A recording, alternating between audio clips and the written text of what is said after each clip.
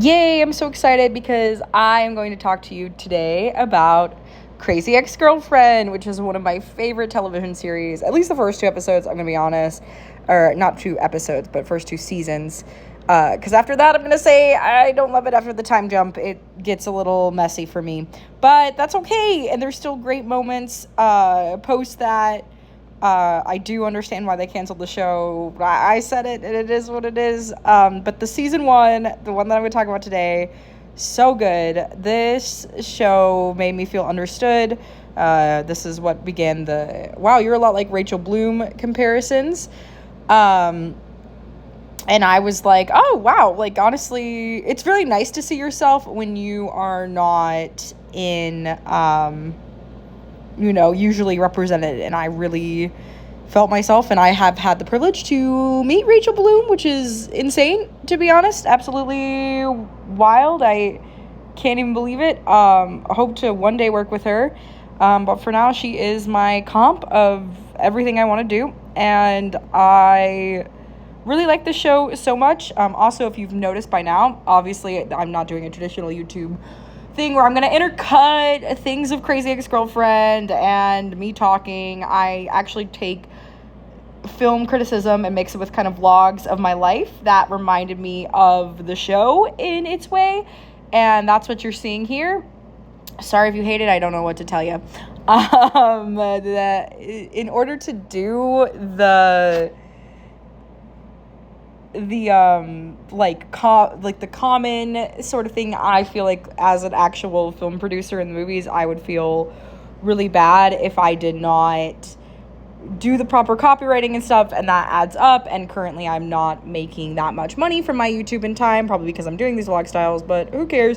But if you'd like to help with that and you want to see those kinds of videos, consider donating at some of the links below or following my social media. All of that stuff helps, as well as subscribing here and watching all the videos and more all the way to the end. Really love it. But without further ado, let's get started on Crazy Ex-Girlfriend. So it starts at a flashback where Rachel Bloom's character, Rebecca, was going to go to mock trial, but then she had suicidal thoughts, so her mom allowed her to go to theater camp. Her mom didn't show up for a performance. They have an estranged relationship, you'll come. And then it cuts to the Truly Happy butter commercial, which ends up being like a theme. And basically it's just this very intense butter commercial that asks, like, are you really happy? And she's just in this kind of gray New York City, and she's getting a promotion, and she runs into Josh, who was at her theater summer camp. They had like a whirlwind moment, and I think that was like the last time she was like truly alive and super happy, which now she's 30, and I think she was like at least like 15 there, maybe 16. And she, has not been happy since, so it is time 100% for a change. She was like on antidepressants as well, like just very like struggling with the grind. And so she runs into Josh on the street, but unfortunately he's moving back to West Covina, and then she sings this amazing song, West Covina. I love it so much when you see like the Josh in the deli writing, because the whole kind of joke of the song is that she's talking about this daydream of West Covina, but really it's the daydream of like being with Josh again. It's such a good song. It's so funny. I love the Welcome Destiny. I love the lighting there. I love the writing of this song. And it's so great. I do feel like production kind of goes down from here. They hit that pilot so strong. But anyway, she dumps all the medication, which you should not ever do. You need to wean off of it with a doctor and then sell it. Just kidding on the sell part. But the rest, really, just, use a doctor and doing that. Do not copy this. But that is part of, the fact of, like, Rebecca struggles with mental illness, makes choices that people with mental illness make. So she had tried to attempt suicide, a huge one in law school, which we will learn more about those in next seasons. And so she is waiting for Josh to text back. She's like, I know you're so busy with a busy bee. And she kind of just says like, oh, hey, like, like I'm also here, which is it is insane to move from a guy, but I get it when you are desperate and you feel like nothing has made you feel more alive. You're going to do what you got to do. So her boss, Daryl, dumps a lot of info on her and admits that he's getting a divorce. They talk about how, like, West Covina is not actually that near the beach. It's actually 2 hours and 40 minutes in traffic. Also, I love the mess-up goof that she had done in West Covina. She says it's the Inland Empire, and it's not at all. She admitted that later on, like, her stories, and it was honestly so funny, and I love that is incorrectly there. I also think it works for the character to be so mistaken, and it is just funny that nobody caught that. But anyway, Paula doesn't understand why Rebecca is here after this, like, amazing job. She's, like, thinks she's super sus and is not going to let it go. She's, like, the head paralegal. Rebecca is, like, great because she's, like, I don't really super understand computers. Even though that doesn't really vibe with how smart Rebecca is, but maybe she means, like, in that sort of tech way. And then they meet, like, the mute communications director, who honestly kills it. I do wonder if she could speak or why they just never gave her lines, like, although it becomes, like, a really fun bit. And Daryl is like, hey, Rebecca, you should represent me in my divorce. And she's like, I do real estate because there's different kinds of law. And she kind of lies about her background. She does admit that she's Jewish, but she says she was like, CSUN in Long Beach. And then she meets Greg, who invites her to a party, and he is super into her because she's not a good listener, which is his type. And then they meet this guy that they call Beans because of some, like, kind of Mexican joke. It's a little racy. You know, comedy is a little edgy sometimes. So he's kind of, like, made to be called that. And then I love the sexy getting ready song. Definitely a bop if you're ever trying to get sexy while you're getting ready. It's very fun. I never want to hear the lyrics ass blood ever used again, but we'll allow it for this. And it's funny to click to see, like, what the guys are doing to get ready. Like, girls kind of go through this medieval torture thing, but the guy's just, like, sleeping. And then the rapper, after this, like, seeing all of the stuff that females have to go through, is like, I gotta apologize to some bitches. He's like, I'm forever changed by this patriarchal bullshit, which I love. And then Greg is like, oh, you look really good, Rebecca. And she's like, oh yeah, I just woke up from a nap, like, lying that it's that easy, which is kind of fun. I think we kind of move away from more parody songs as the show gets older. This very much reflects, like, how Rachel Bloom started, which was as this YouTube kind of, like, parody song artist. It still makes sense of, like, all the things that Rebecca wants to do to be liked, and her people-pleasing tendencies that derive from, like, the unstableness of the mental illness that she has. Her and Greg both kind of joke that they're two broken people because they have divorced parents, and then they're making out in different locations because she's trying to see where Josh is, and then she unfortunately learns that Josh has a girlfriend and he is not coming. And Paula catches up on the story because she was kind of stalking because she knew something was up, and she's like, you know what, I know that you are obsessed with Josh and that's why you came to this party, but you know what, I don't think you're crazy. And because Rebecca's, like, very scared that she's crazy, and she's like, I think it's awesome because you're in love, which is, like, it's true, but there are, like, boundaries, there are lines. Like, I get kind of chasing your own destiny in love and not wanting to meet people on an app, and in this day and age, I guess that's what you have to do, but whoo. And then she's like, I know I'm, like, just kind of panicking about all the money I walked away from, but Facebook says that Josh is single. And then it's like, why is that the case if he's been in this long time relationship? And then Josh texts, and then there's this beautiful reprise between her and Paula of West Covina, and it is amazing, and I hope to cover it for you guys someday. It's amazing. So then she doesn't look very good when, of course, she runs into Josh and Valencia at the super market, and of course Valencia is super hot, and she also runs into Greg, who is, I think, kind of mad that she was not interested in him at the party, and knows that, like, something is weird about her because Greg is also smart. And Paula kind of catches Rebecca and is like, I think that you're really jealous of Valencia, and, she might be hot, but she seems kind of boring. And then Rebecca is kind of lightly stalking Valencia, goes to her yoga class, and has this, like, fantasy song of, like, look at me, I'm so good at yoga, basically, like, I'm better than you'll ever be kind of girl song. And it's so funny. And I also, like, I relate to it so hard. We never really get to see that perspective of, like, that energy of, like, what it is to not be somebody who is, like, super conventionally attractive and always feel less than. And I really like this song in this way. I also say that you'll find out in time, sorry, big spoiler alert, that, like, Valencia is eventually gay. The song says it all. Like, from the beginning, you can see it, and you can see that there's, like, lesbian subtext that I wish that Rebecca pursued. Like, they're bonding, like, so hard here, because Rebecca basically is like, I want to be your personality because what I need most is for Josh to like me, which is the epitome of, like, kind of the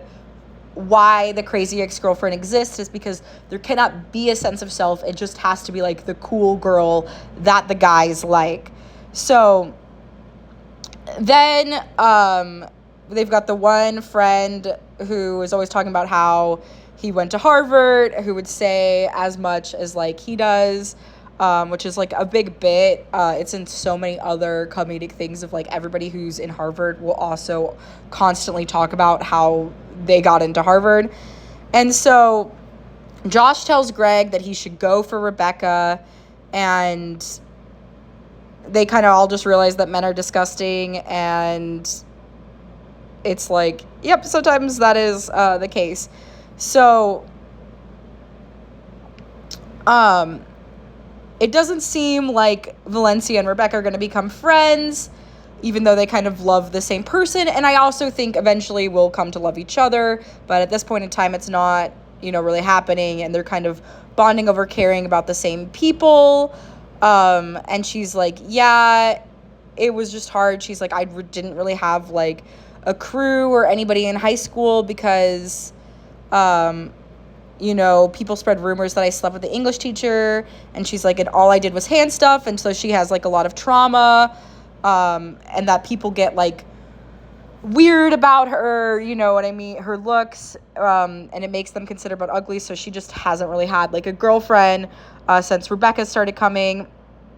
And Rebecca's, like, notices and actually, like, really listens and bonds with Valencia and is like, wait, that's, like, really not cool that happened about your English teacher. Like, did you report it?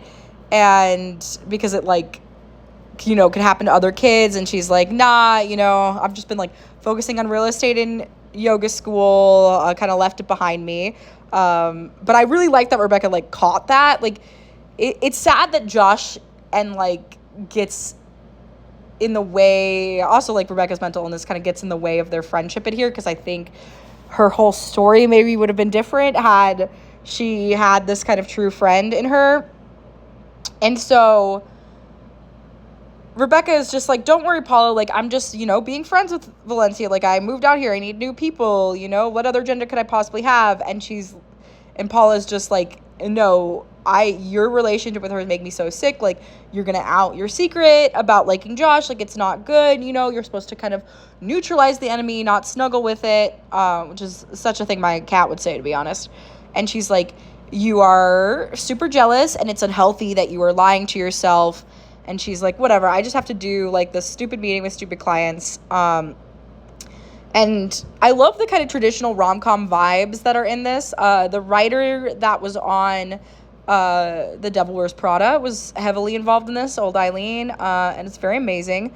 But her relationship with Valencia, I will deem, for these reasons at this time, is inappropriate. It's honestly always been kind of a hard one to see that they get over this. I guess part of it is, like, proximity, and then kind of having the bonding of, like, breaking up with Josh and having dated him at the same time.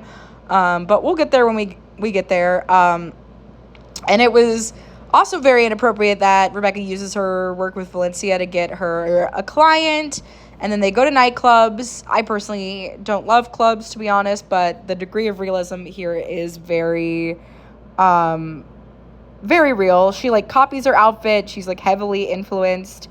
And Greg asks, like, oh, how many bras are coming?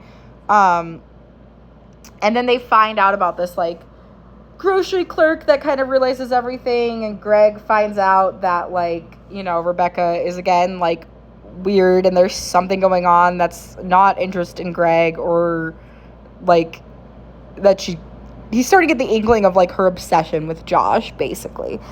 And so the chemistry that Greg and Rebecca had, it was so intense, and it is really sad that he left the show. I think it was mainly because he just didn't like living in LA, but it does really hurt the show, because it's just, like, her and Skylar Astin don't have the same chemistry. They're, like, fine, but it's not the same, like, this is the guy who played Hans in fucking Frozen, and there is just that edginess compared with her, like, kind of edginess that she has from being mentally ill. Like, they just really go very well together.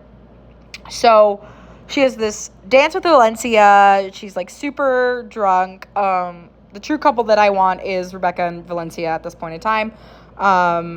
And it is what it is. It doesn't happen, but she was there at their wedding.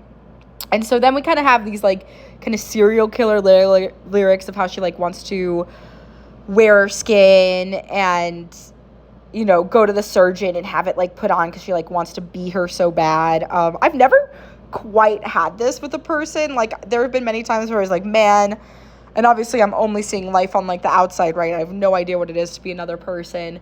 But there's been several times where I've been like, I wish that I had these kind of circumstances and not my own. But, you know, wishing doesn't make that a reality.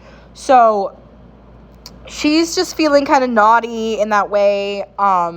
She eventually gets diagnosed with BPD. So I think a lot of these symptoms are very much that.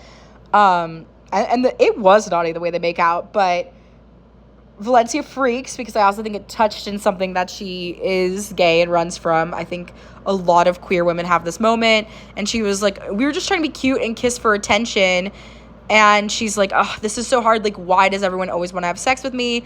And Rebecca wants to say sorry. And the way that she, like, tells the secret just seems really forced to me.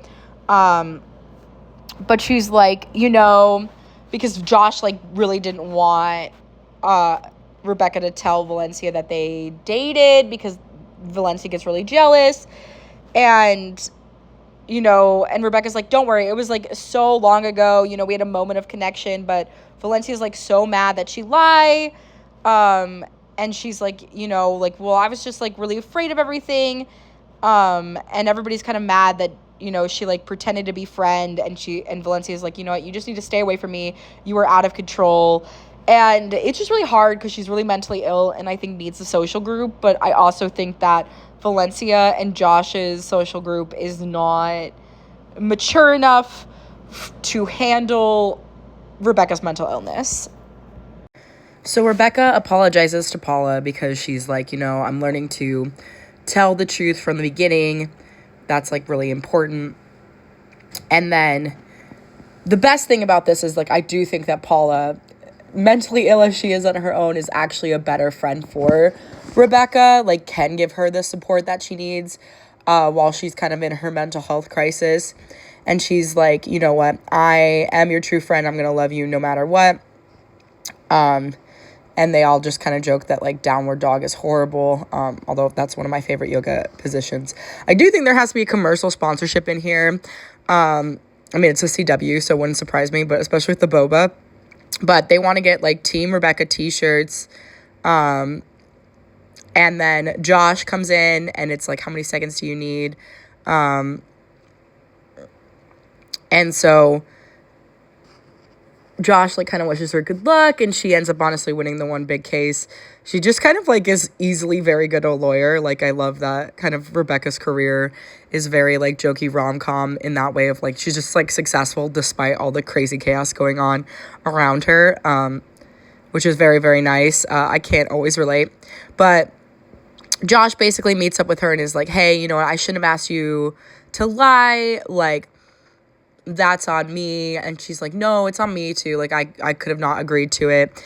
And he's like, hey, let's, we could go grab dinner tonight to make up for it. Paula's like dancing because she's shipping them so hard. I think I'm with Paula. I really think I think Rebecca and Greg probably deserved each other more, but I believe so much in Rebecca's, fantasy of Josh that I want it to be true. So he's like, yeah, we have to drive kind of far away for the dinner because Valencia is like, she doesn't really want me to ever see you again, which is not really great. I don't think that, you could have, like, I don't love controlling partners like that. And he's like, yeah, it'll probably be like the last time that we have dinner. And Rebecca's like, okay, we'll see about that. You know what I mean? I also think that part of it too is that Valencia is working on her own feelings that she has for Rebecca. To be fair, maybe my ideal ship is Valencia and Rebecca, but we'll just keep that, and I do think that Rebecca definitely like struggles with boundaries. A lot of people with BPD do, and maybe for better or for worse at this point, as much as she loves Josh, she probably should have just like left them alone, right? Like it's getting too drama filled, but I understand she rearranged her entire life for this man. And sometimes I just kind of get the feeling she was trying to date both of them, like have a little polycule there, but very, very interesting. So Rebecca has put chicken in the disposal, which is messing up the quality that Josh has worked on, because I guess she keeps trying to get him over in any way that she can. He's been over like the past 6 days ago. But he had to have a buffer with White Josh so that he can say that he has been hanging out with him and not her, because obviously Valencia is still mad at them. So Josh is like encouraging her to like, find some like friendly, cute single guys. And White Josh is gay. The gaydar is unbelievable because I think I sensed this from the get-go. And it's very funny because he appears as if he would be very, very straight, but that is also a lot of gay men. So he wants Josh to help catch up on the steps because both of them are low. And Valencia right now is on a trip, and it's confusing to Josh because she like takes Tuesdays off but works Saturdays. And he leaves her with the fact that lemons seem bad for the garbage disposal but are very good. And then Rebecca is talking about her ovaries, how her uterus exploded, and she usually like just doesn't throw parties on her period, but hopefully they could still be a great party because she thinks like if she can, kind of get that started, she can hang out with Josh and kind of create more memories with him. So you get that sweater around the waist trend. That's for when you have the period. And then we have this like room temperature, which is called this boy band. And Rebecca just kind of talks about how she doesn't really throw parties because when she was younger, her dad left her during a party. Young Rebecca is very much her. This young actress does a very, very great job. I love the tepid response to a temperature joke. I love jokes like that. I think that's just really clever. And then they hear her mom fighting and they lie, saying that she was like lying to them about the tickets to the boy band. And the dad leaving is just like, it's so cold. It's like on her birthday, and then she begs all the people at the party not to tell everyone at school, which is really sad. So she's got a bunch of party fears, understandably. And then, Paula's like, I understand, like, I'm afraid of things. I'm afraid of, like, my children, like, getting into gangs because they cause so much trouble. But she's like, you know what? We got to stand up to our fears. And she's like, I'll do it sometime, but, like, other than right now. And then Paula sings this beautiful song, and she sits on her lap, and children are running with scissors, and it's like, face your fears. Very silly.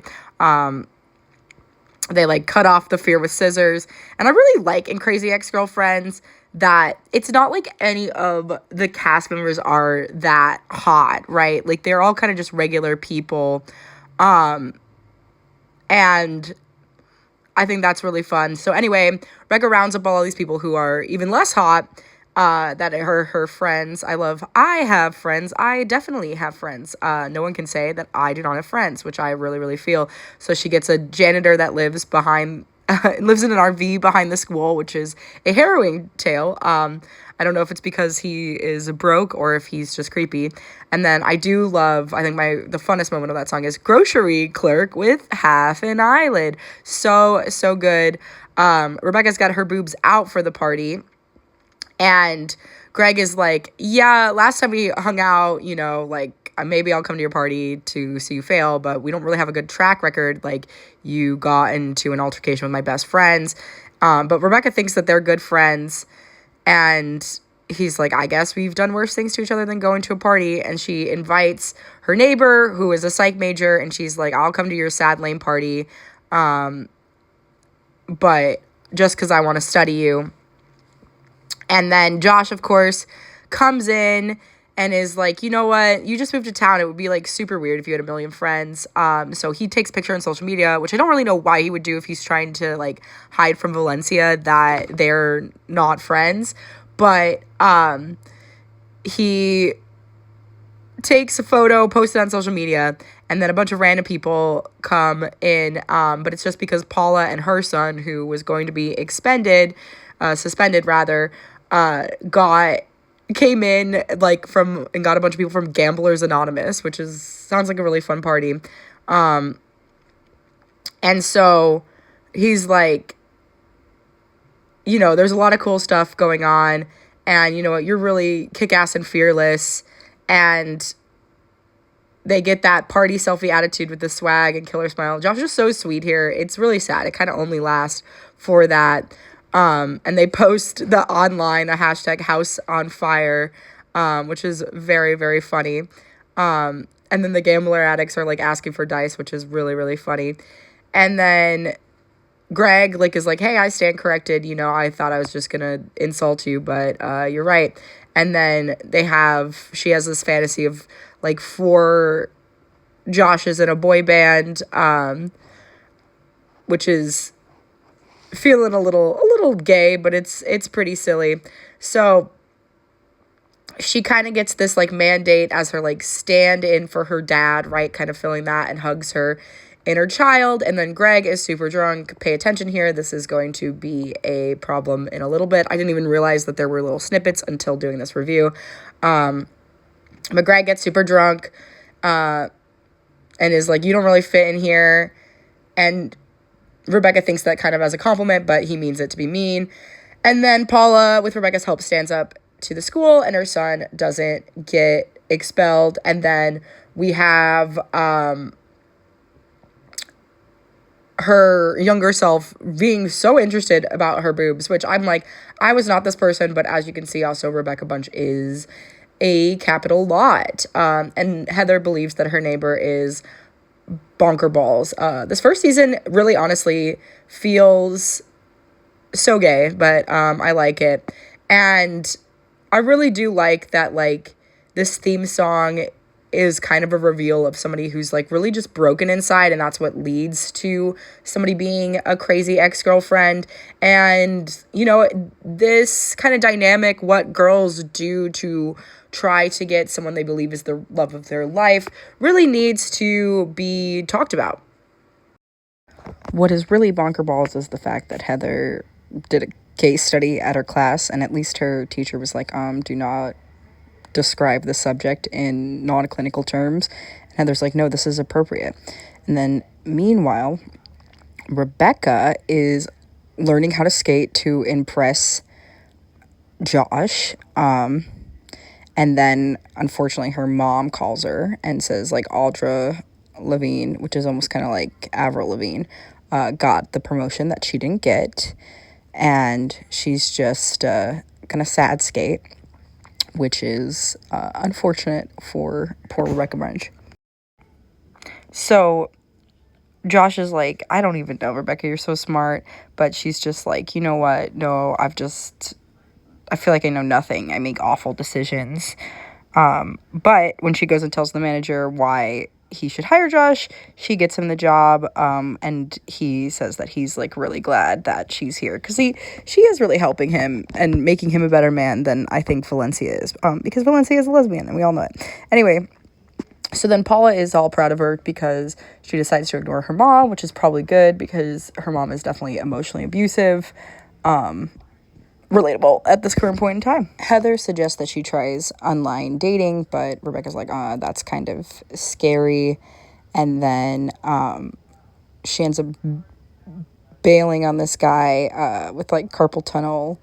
They're like watching a YouTube channel. She kisses him and she's like, is this okay? Do you consent? Which I absolutely love.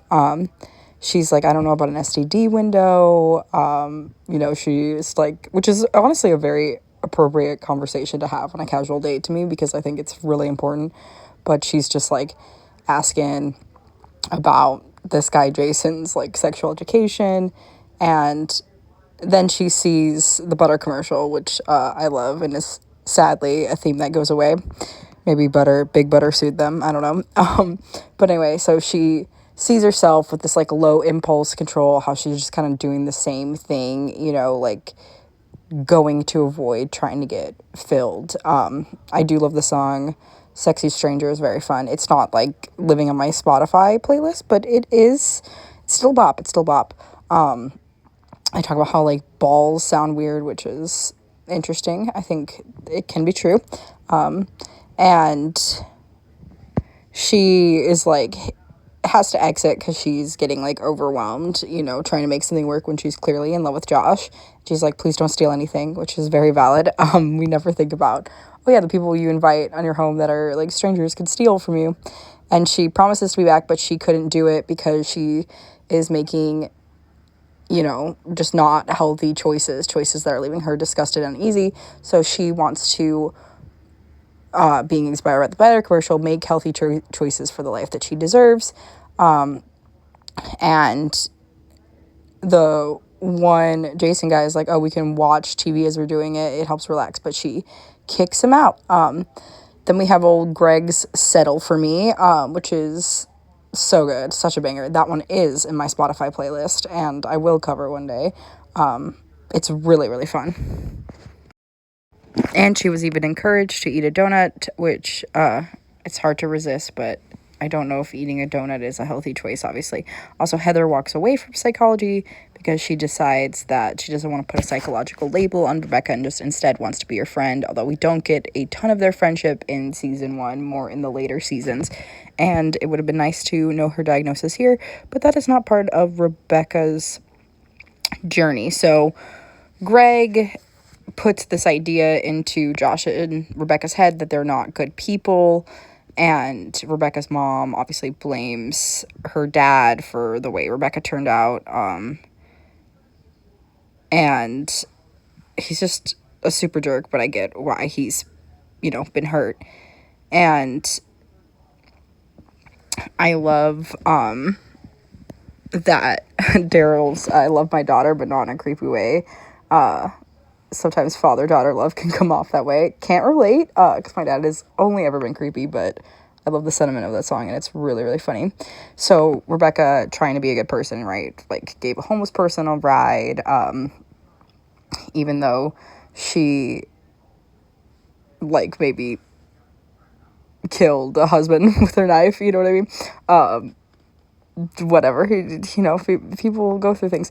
Anyway, so she, like, funds Karen's sick snake and is gonna help Daryl with his divorce, which he had originally asked because she's such a good lawyer. So she's like helping him trim the beard. His kid has like a YouTube channel, and Karen, we find out, has a huge social media because I think she's like a dominatrix. And I love that there was a lot of snail love in this episode because I'm honestly really obsessed with snails. And Daryl gets in trouble because I think his wife like left her alone, and there's like a gas stove, so that's not great. And Daryl finds out that, sometimes his ex-wife like takes a mature couple of minutes to sleep, quotation marks, and he doesn't really like that she's like, supposed to be watching the kid and is having these moments when like he could have a supervised visit with her. And that's what Rebecca ends up kind of getting in custody, is this like supervised visit. And Rebecca's just on this mission to prove that she's a good person to Greg, which thus gives us the song Good Person, which is so, so good. And we see Rebecca like fixing mics, loving cleaning, helping somebody choking, reporting crimes. The bit with the knife is wild. But and what I love about this song is it's very well directed in that, like, they don't have chemistry in this. That's what's kind of missing, I think, that Rebecca and Josh have. When they go into the kind of 1940s Fred Astaire thing, the gown definitely, like, brings them some chemistry, and she's honestly a really good dancer. Meanwhile, Josh comes and is like, what's up? Can you help me write my resume? Which is honestly very smart of him. Like, and I wish I was brave as Josh just to ask people that are close to my life for help like that. But she bought a $2,000 running desk. Gonna get in shape, baby. Even though I think she, after this year, can, like, the CW allowed her to exist in whatever body she had, which is kind of them. I wish they did that always, because it really does not matter the size of Rebecca Bunch, you know what I mean? But anyway, so she bought this $2,000 running desk, which she thinks is a mistake, and Josh doesn't want to work in his father's radiology lab, even though I'm like, could be beneficial, Josh, but he wants to work at the tech Hawaiian store. And Josh encourages her to date Greg, and because obviously Rebecca is obsessed with everything Josh does, she is going to do it. So Paula hooks up Rebecca to get invited by Josh's mom in an Asian grocery store, and Paula, like, puts a camera on Rebecca so that she can watch and observes that as the family, like, fawns over Rebecca and hates Valencia because Rebecca wears, like, a conservative outfit and just is really getting along. So they do the song Give Good Parent, which I often wonder, is it racist? Let me know. I cannot make the call. I mean, it, like, features them, but it's definitely, like, kind of a mockery in a way. Like, obviously it's a joke, so I don't think it's meant to be too bad, but it is a bit, I personally like it. I do find it a bit funny, but obviously too, I'm not the target audience. But anyway, unfortunately, the steaminess of all the anger and family feuds on Thanksgiving gets Josh and Valencia into a fight, but then they have sex, right? It's one of those things. Rebecca, feeling the rush of her win, is just telling people who even came at people with a knife that they are a good person. And later, she realizes that, the reason she wasn't a divorce lawyer is because of her own parents' messy divorce, and it was too personal.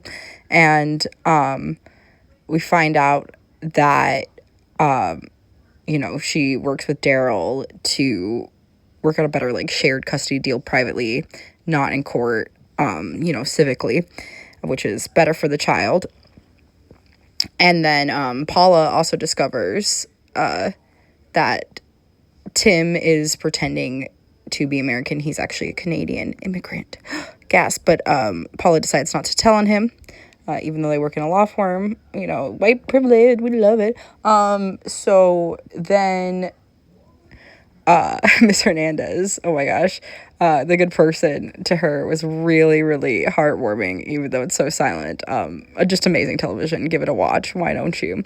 So Josh admits that he is attracted to Rebecca after hanging out with Father Bruh, which the name is hilarious. It's so, so good. And he's like, yo, like, I'm Catholic, I go to church, went to church, and I love Valencia. But Rebecca's like, he loves me, he's attracted to me. And they keep meeting up at this boba shop. Like, scandalous. Then we have one of the best songs ever, such a Billy Joel inspired song of What It'll Be. So good. Love it. Still have it on the playlist to this day, because poor Greg, his father's treatments are too expensive. He has to keep working. He cannot leave and go to business school. And while Rebecca is invited to go with Josh's family for church services, that's when she hears Josh and Valencia having sex, because she is going into the bathroom. Valencia and Josh announced that instead they are moving in together, which big blow for Rebecca. The one nurse calls Greg's dad a saint, which is very funny if you know how his dad is. He's kind of like a Kujamani old, mean person. But basically, Greg hangs with his dad for a little bit. And he's like, I'm not in a hurry to go. And then Greg shows up with tequila tacos to make good on his promise with Rebecca, but her butthole is hurting, which is a great silence at the dinner table moment. So funny. So then they meet like a Pearl Harbor meets Pearl Harbor movie. And I really like them hanging together. I always kind of think I think real life, right? Like I ship Josh with Rebecca because that's what she wants, but I truly believe that Greg is her soulmate. You know what I mean? Like that is the relationship she should have, but it's not perfect enough. And that's why it's hard. You get into the fantasy of Josh. The show is so good and so layered, and I am but a silly little artist doing my best to try to explain it to you. I hope that you go watch it. So Rebecca suggested Greg that why doesn't he just go to night school? And I really think that Rebecca is really lucky, you know what I mean? Even when something goes bad, she has somebody else. And even Greg could be lucky. He could still have his dad in his life and still get to do what he wants to do. There are always solutions for your problem. Rebecca reveals that she absorbed her own twin in the room, which makes a lot of sense. And then she really, really wants to go to Josh's for Thanksgiving to have the unconditional love of Filipinos, which same. And Greg then comes and drops a bomb. He is he's gonna move out of his father's place. He's just going to save up enough money to quit his job, and then he's gonna go to business school. So all he has to do is find a nurse to take care of his sick father, rather. And it is revealed from Valencia's little sister that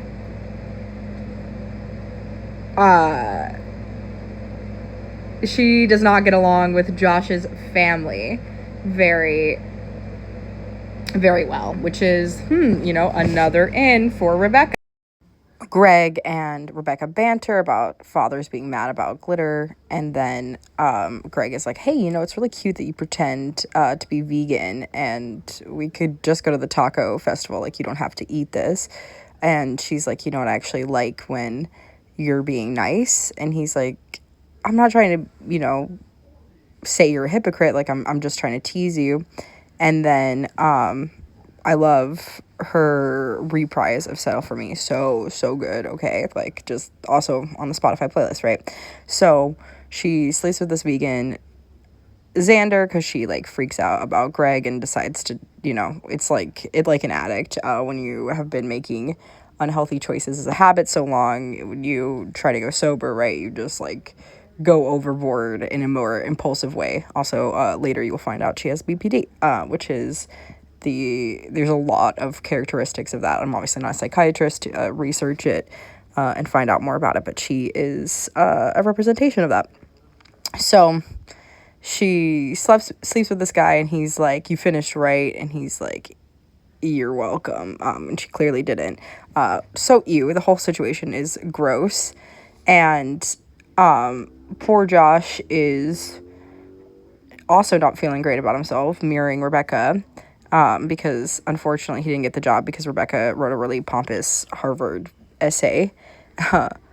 LinkedIn is to take a hint, which is really funny.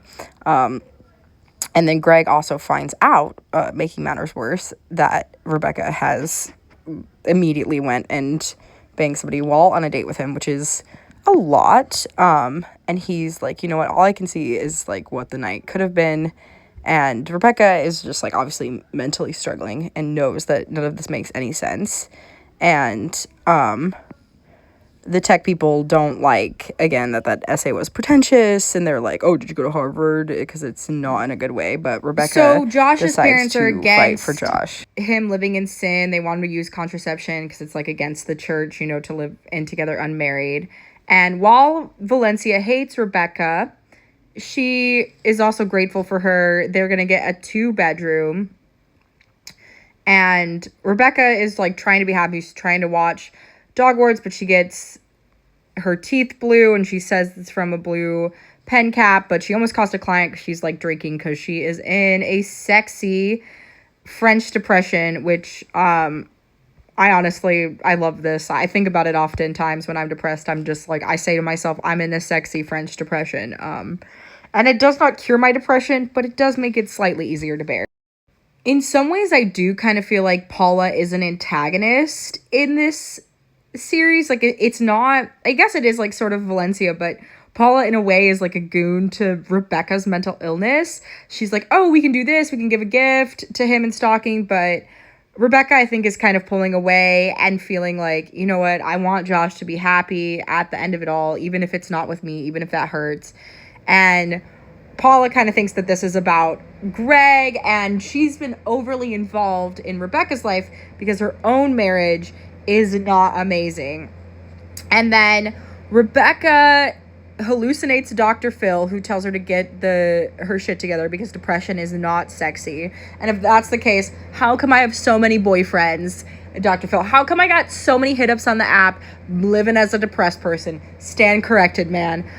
He's not a real doctor, so it doesn't matter. But anyway, Rebecca kind of worries that she's schizophrenic, but she's like, I don't know, maybe it's because I have an active imagination. So she goes to a therapist. Rebecca wants to go back to where she couldn't feel a thing, and not where a therapist is going to like dig in and try to fix her.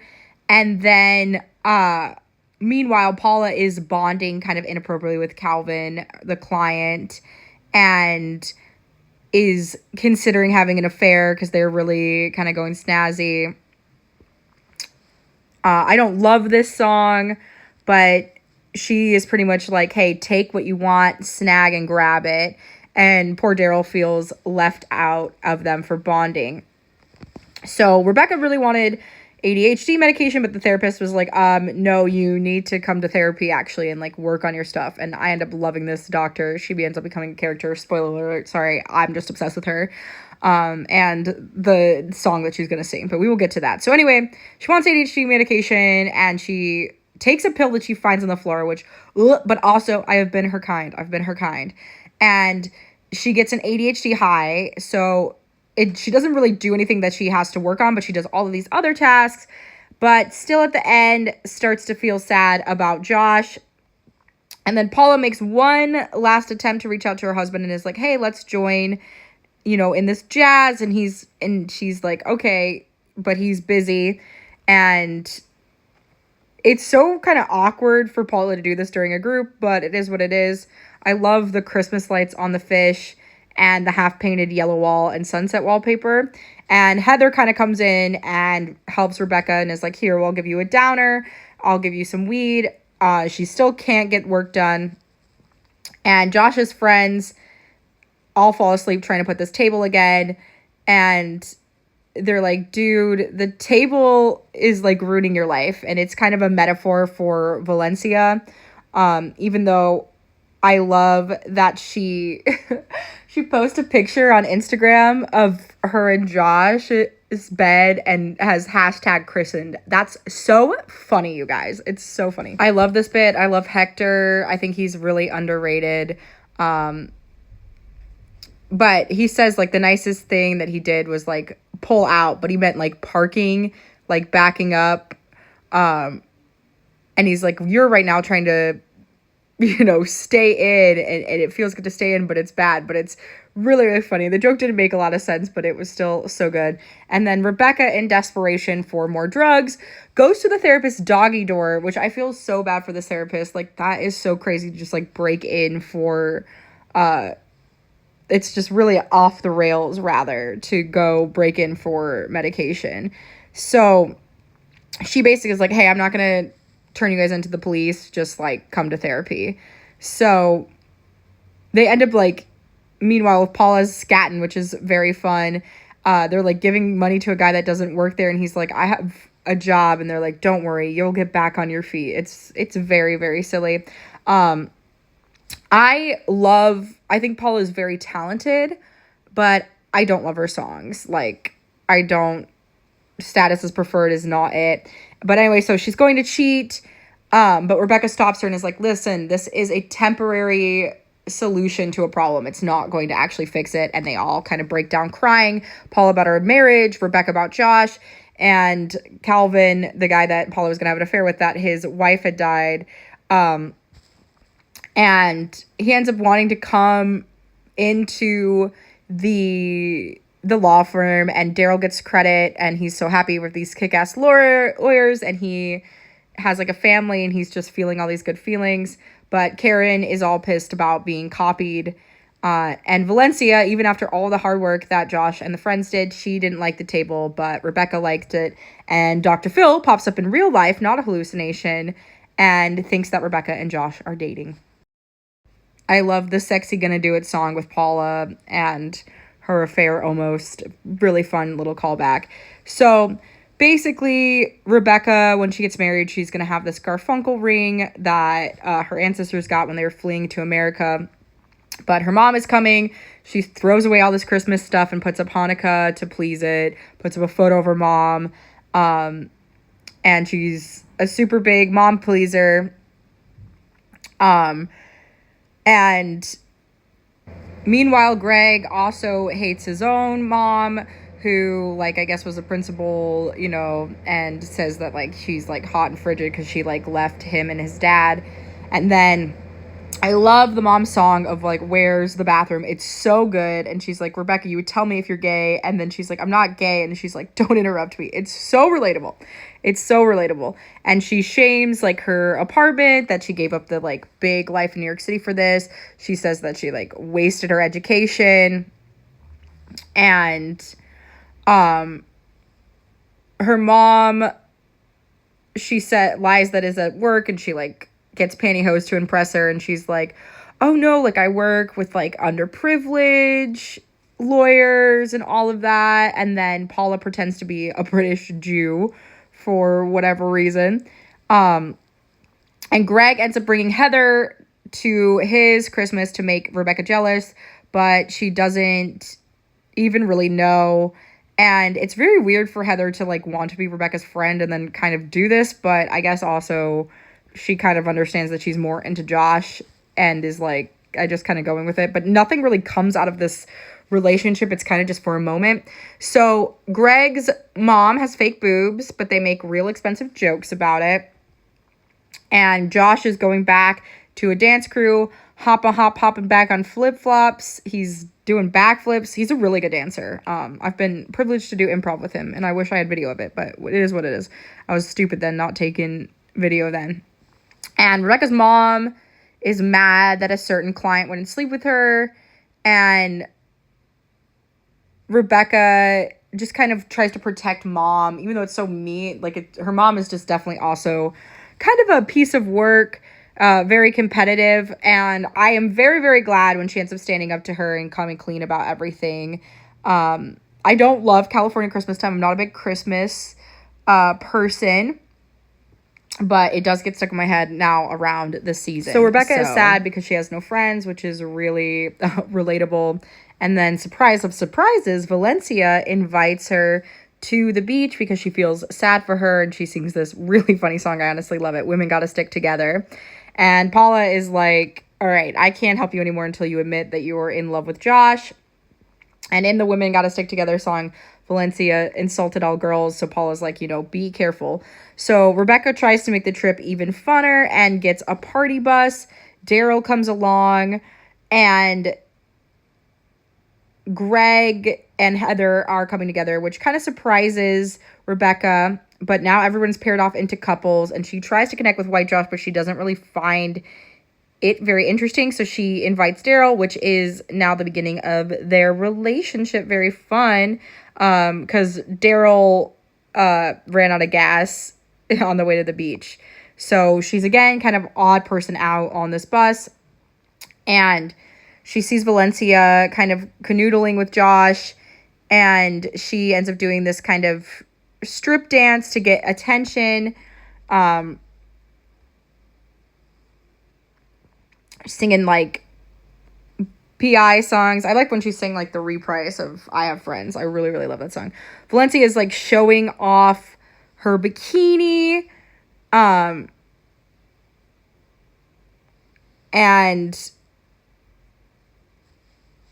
it's a little awkward, you know, like, it's not really that kind of, it's like, think about if you were going to strip dance with your friends, but you're all not drunk, you're just, like, going to the beach. So Valencia is like, you're trying to seduce Josh, and she's like, no, I'm just like, I have a lot of flings. I had a vegetarian, Jason, Greg, and Josh ends up being bothered that they hooked up, even though he had encouraged him to date. And he's like, Josh, you never brought up that you guys even dated. And Valencia doesn't like that Josh reacted that way. So Greg and Josh fight, but they both have like very different ways of processing. And it kind of falls out that like how she had moved basically there for Josh. And everybody's like, that's so weird that you moved from your hometown. And she's like, I just really fell in love with this town though. And nobody really gets it. And Valencia, thinks that Josh is jealous, and he denies it. He just says that he doesn't like that Greg is keeping secrets. And Greg is just like, Josh always feels like he has to be in charge of the crew. And Heather's just like really annoyed by everything going on. Meanwhile, Josh and Gerald are vibing. So Rebecca then calls Paula because she's like, you should come pick me up. Like, I ruined everything. And she's like, I'm not doing it until you admit. And so she's there listening to them argue. And Valencia is like, everything is Rebecca's fault. And then that's when the reveal happens. And she's like, she went into the lie, but because Daryl was there, that's what revealed, why she was there, that she had contacted and begged for the job, and that she moved because she was unhappy in New York, and she fell in love with the idea of West Covina the way that Josh had described it. And she's like, I really only lied because I knew I was going to look crazy. And everybody's like, I don't know.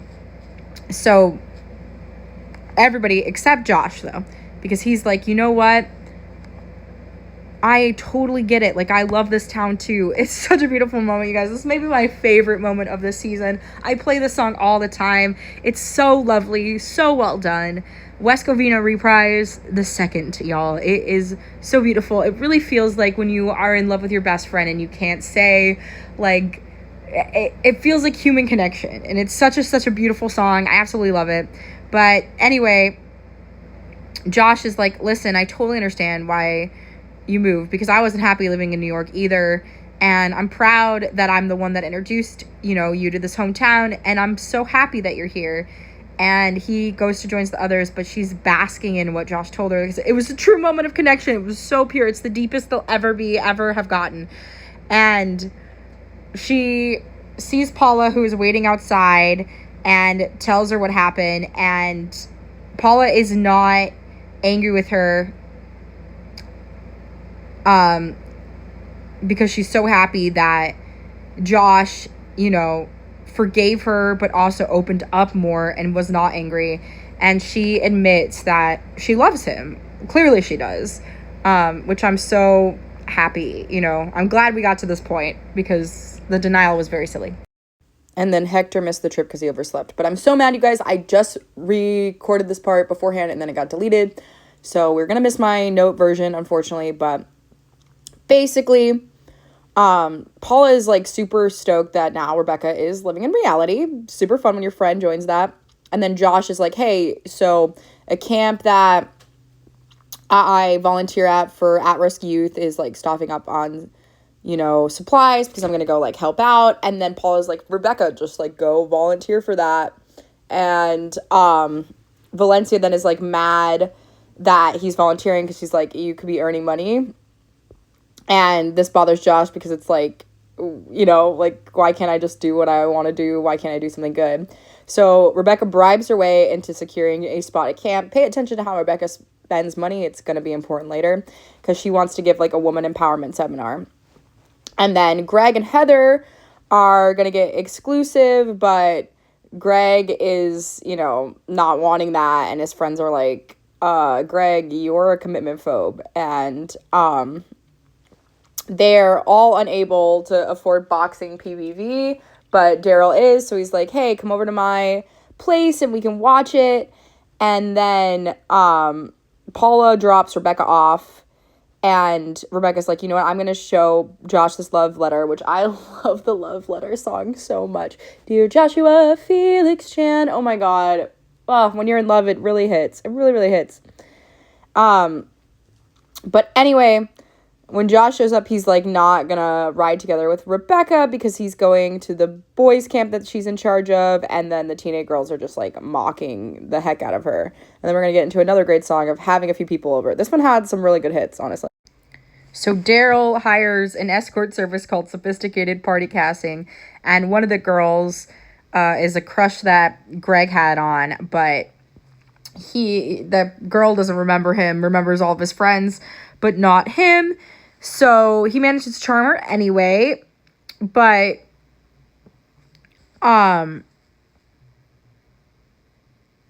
meanwhile, Rebecca with her black eye and a bunch of mosquito bites kind of manipulates Josh going up to Blowy Point so that they can take a sunset selfie together. And she's going to show him the letter, but she passes out due to an allergic reaction to the bikes and is in the medical center of the camp.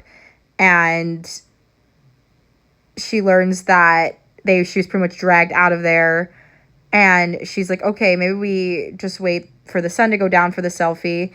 And she reads the letter that she wrote to him a decade ago, which I love. Dear Joshua Felix Chan. I'm going to have to add it to my playlist again. I think I deleted it because I was like, I'm not going to sing this, and then now I am.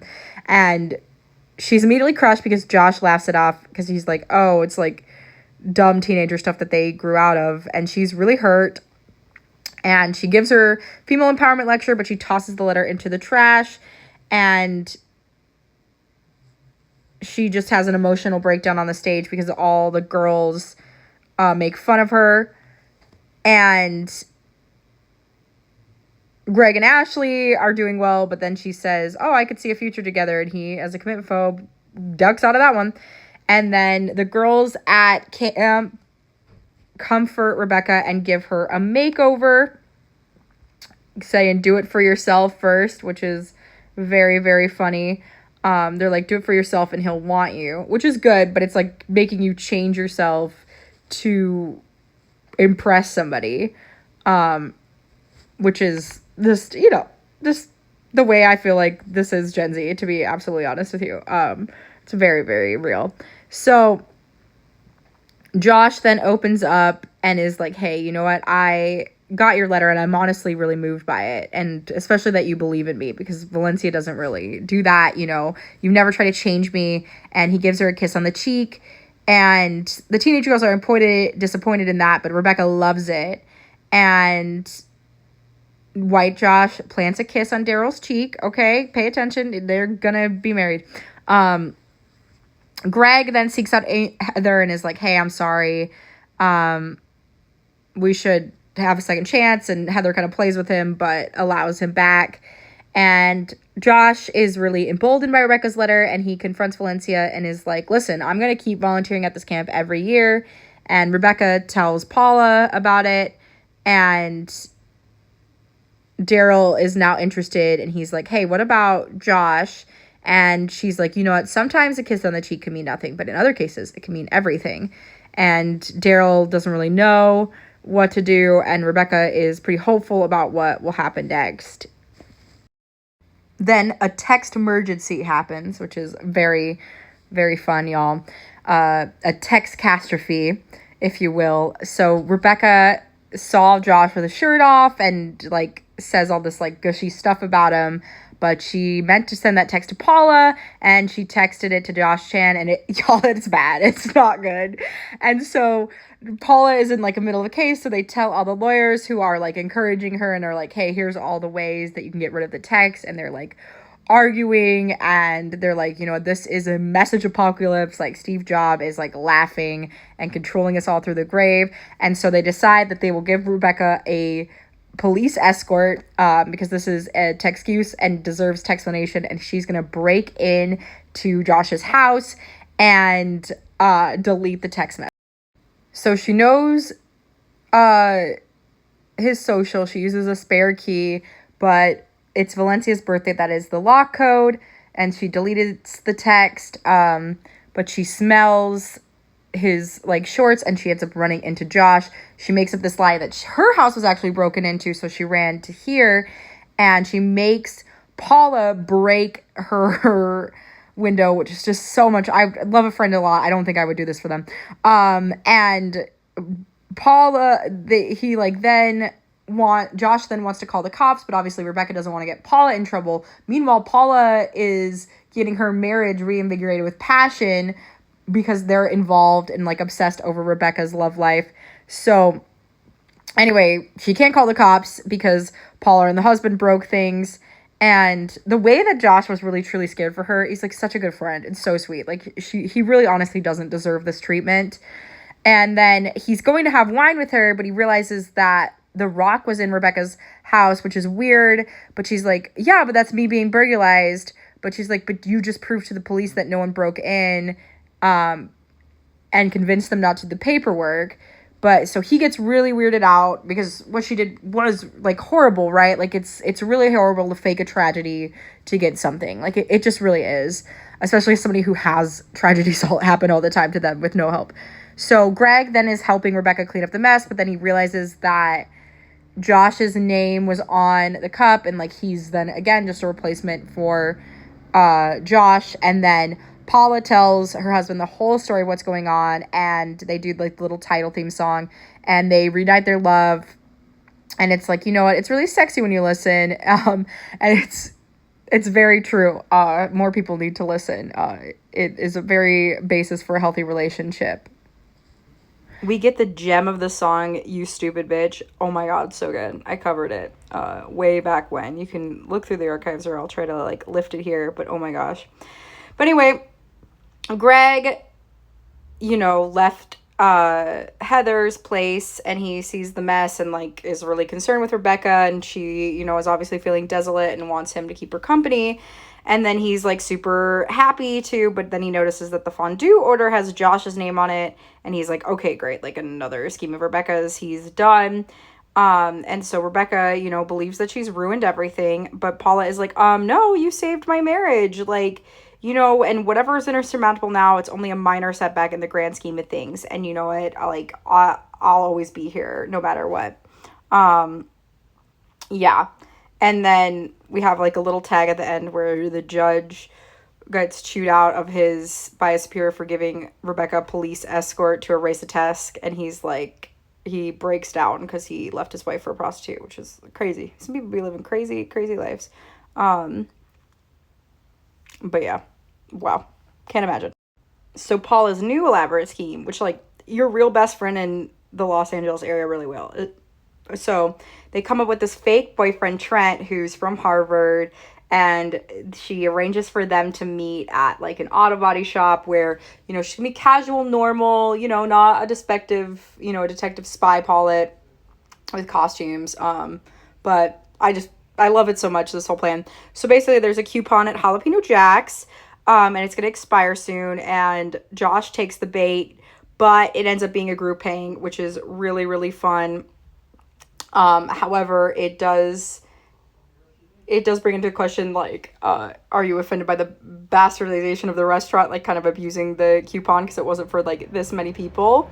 And then the bill's so big and everybody's like not really trying to pay, and it's like all the boys, I mean, it's $1,000 bill at a restaurant, which is just wild. But they do get their picture taken in a sombrero and a mustache, so maybe it's worth it. Like I would probably spend good money for that. I don't know about 1,000, but yeah. But unfortunately, yeah, it was like Hector, White Josh, Ken, and Beans were there, and Josh is still, she had like eavesdropped and heard that Josh, called in the guys to the backup because he still like thinks that Rebecca is weird and freaked out.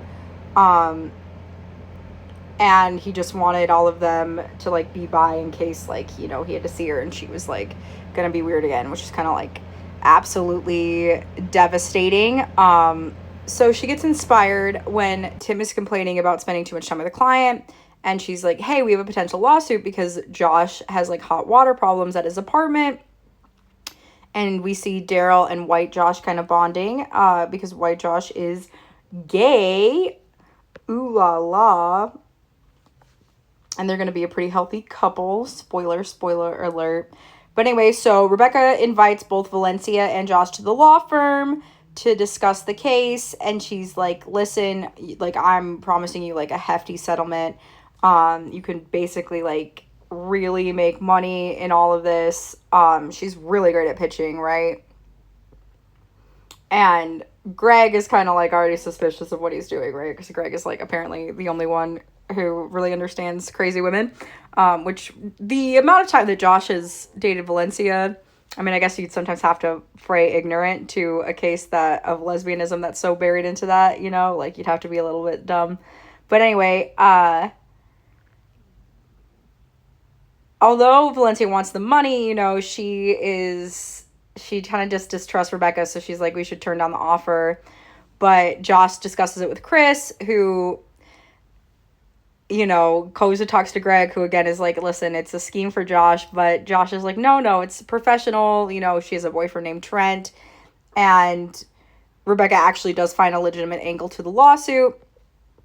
So then they are forming kind of an alliance with the apartment, and they're talking to everybody, which I love in this, like, really fun song, Cold Showers Lead to Crack, Cold Water is Drugs, is one of the lyrics, and it's just really funny.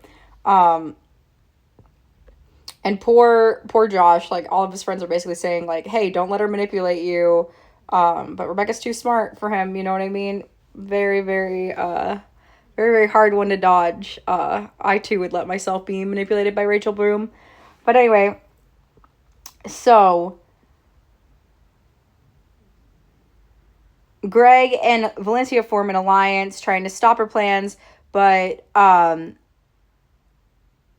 Rebecca does explain to Josh that she's got new information, which is like, you can win this and your neighbor's a huge settlement, but Josh is kind of just done, and she doesn't care. She gets the whole apartment onto the class action lawsuit and has a bunch of signatures, and he's finally convinced to sign on, and then they settle the case for $1 million.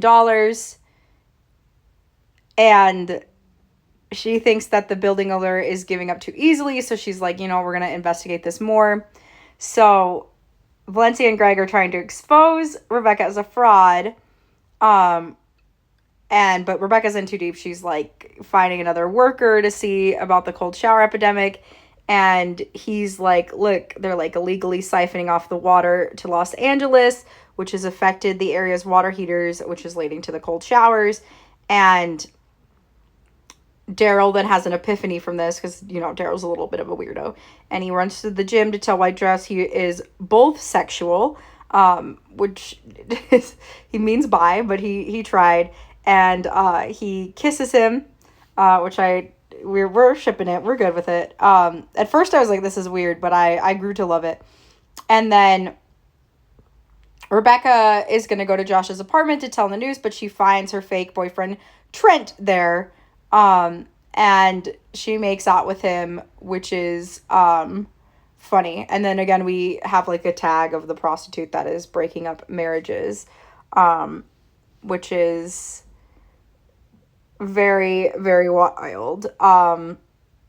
Sorry, you might catch my cat purring on this next one because he is on top of me as I'm giving this review. He's an orange boy. What can I say? So anyways, we have this water conspiracy, which there actually is a water conspiracy in Los Angeles. It actually involves marijuana, which is probably why they couldn't mention it on the CW. But basically, a lot of places that are growing marijuana are stealing water. So that's why we're in the drought that we're in. But anyway, they're trying to, you know, exploit people. Lawyers are involved, you know, this is a case worth for billions, but they're also going to sue back for billions. But they are kind of like, maybe you should settle because we're going to bring Audra, which if you don't know, Audra is kind of like the comparison daughter that it seems like Rebecca's mom wished that she had, or is like, oh, why can't she be like Audra or whatever? And then Trent has convinced everybody that him and Rebecca are a real couple. I kind of wish that we had gotten, like, her and Trent giving it a try, because Trent is like the crazy version of her in a way. Everybody thought, he was fake, but he was actually really real. And he kind of plays along with her love story for blackmail. But he also buys her dinner. Like, he also cares about her. Honestly, in a lot of ways, he reminds me of my boyfriend that I'm dating now. Trent is probably 100% on the spectrum, honestly. I'm not officially qualified to diagnose, but I'm willing to risk, my license that I don't have. Anyway, so now all the San Gabriel Valley is included, which is crazy. I'm in the San Gabriel Valley. I actually live in San Gabriel right now. So Greg is like all shook up, but he's still like, hey, we have to like stop obsessing over Rebecca. And Valencia apologized to Josh. He's like, you should just trust me. You know what I mean? Like, I feel like we have enough years for you to do that. And then Josh and Daryl are gonna get together, but unfortunately, he only wants to not be seen in public with Josh. Josh is like, oh yeah, you're not ready to date me, which is very, very valid and fair. So Audra and Rebecca are like comparing their tests, and she's like, that's why, you had to cheat, then that's how you had better grades. I love the Jap rap battle. Is so good. Everybody's showing up late because of traffic. That's so very LA. You really have to like you have to live here to get it, honestly. But anyway, the Greater City Water's been basically stealing from local areas and diverting it all to Los Angeles. And Trent, again, is, like, blackmailing her, like, you have to keep dating me, basically. And Paula is now concerned because, like, a real psychopath, right? Like, a female psychopath is powerful and can mess things up, but a male psychopath will kill you. You know what I mean? A female psychopath could too, but it's honestly on the lower end. Like, male psychopaths, I want to say 9 out of 10 times, right? So, anyway, I love Jap Rap Battle. It just has to be said again because it's so good. And then Heather gets hired for home base, which is weird because her and Greg used to date. And she does this like hot pound gravelly thing. She's very silly. I saw Heather in Younger, which I'll review whenever I get another Netflix subscription. But it's funny. I was like, oh, I know you. You're gonna go on to be Crazy Ex-Girlfriend, which is very funny. So Rebecca is like, talking Trent through the case. She's like, I wish I had some irrefutable proof. And she allows Trent to sleep at the foot of her bed, which is very funny. And he does it, though. He's in love with her. So, honestly, she should have ended up with Trent. I know it's crazy to say. But Paula's pretty concerned about Trent. And Rebecca's just like, I just hope that people show up. And people do, which is really nice. And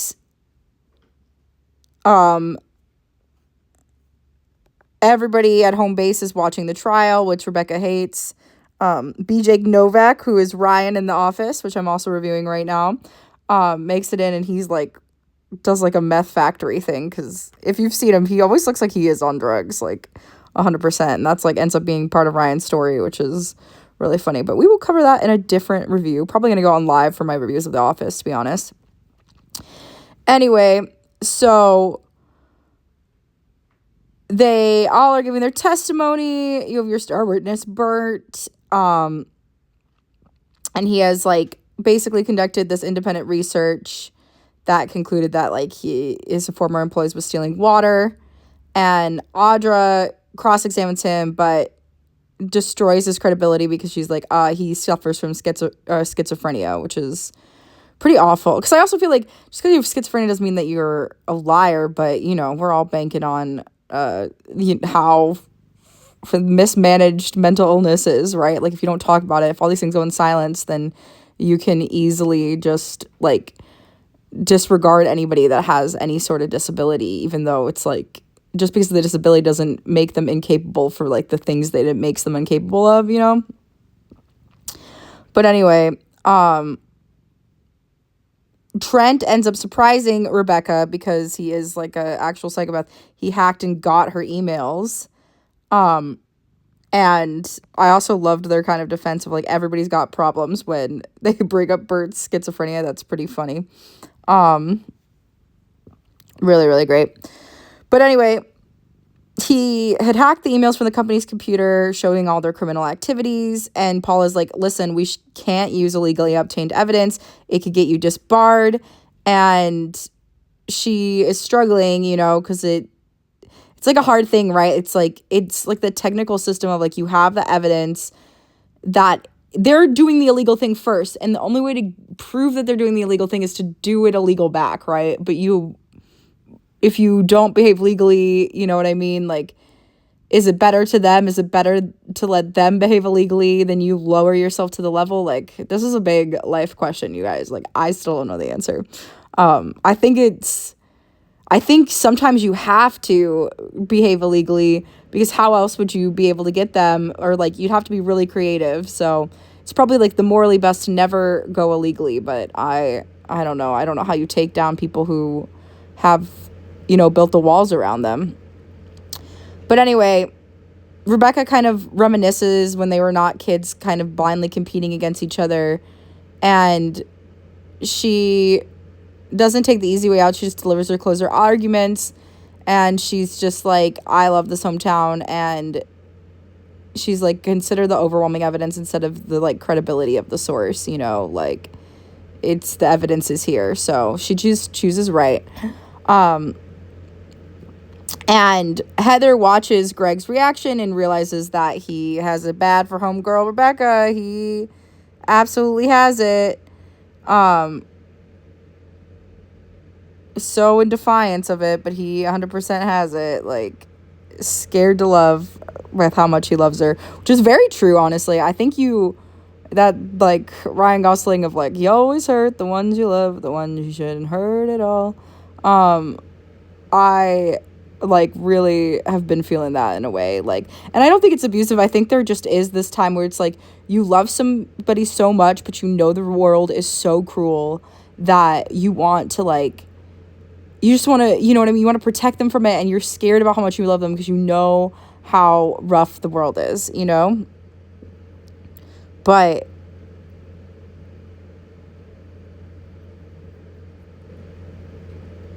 yeah, it's so wild. It's such a sad thing. But anyway,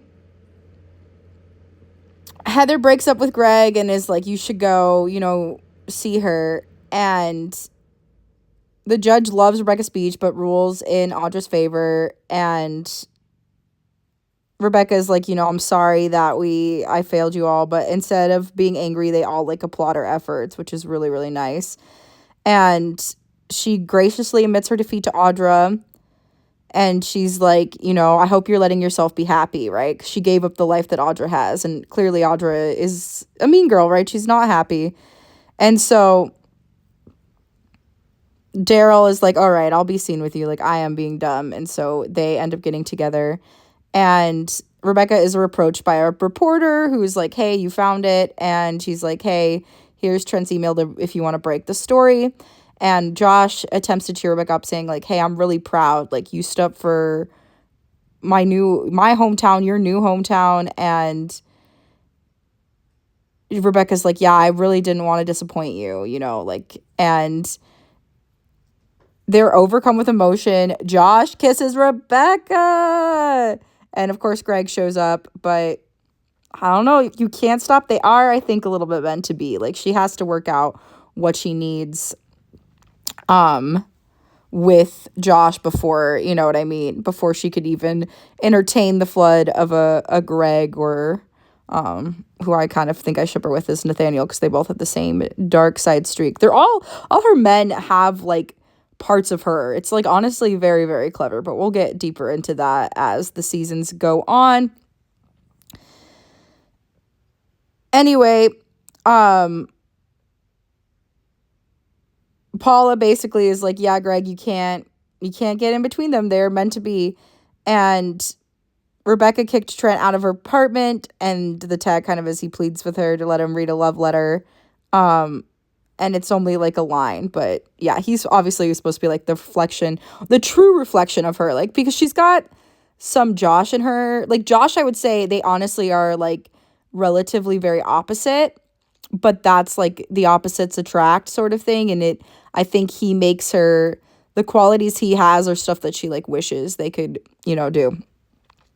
But anyway, so now Josh is ridden with guilt, has to go consult Father Bra, and Bra is like, listen, you should just tell Valencia what happened, even though he's high when he gives us advice. But I do think it's sound. I think the best way, like the way I've handled cheating, is if it comes up, you need to talk about it. Like, ideally, you tell it beforehand, but the longer you keep it a secret, the more it hurts. Like, I think you should just be honest and accept whatever it means.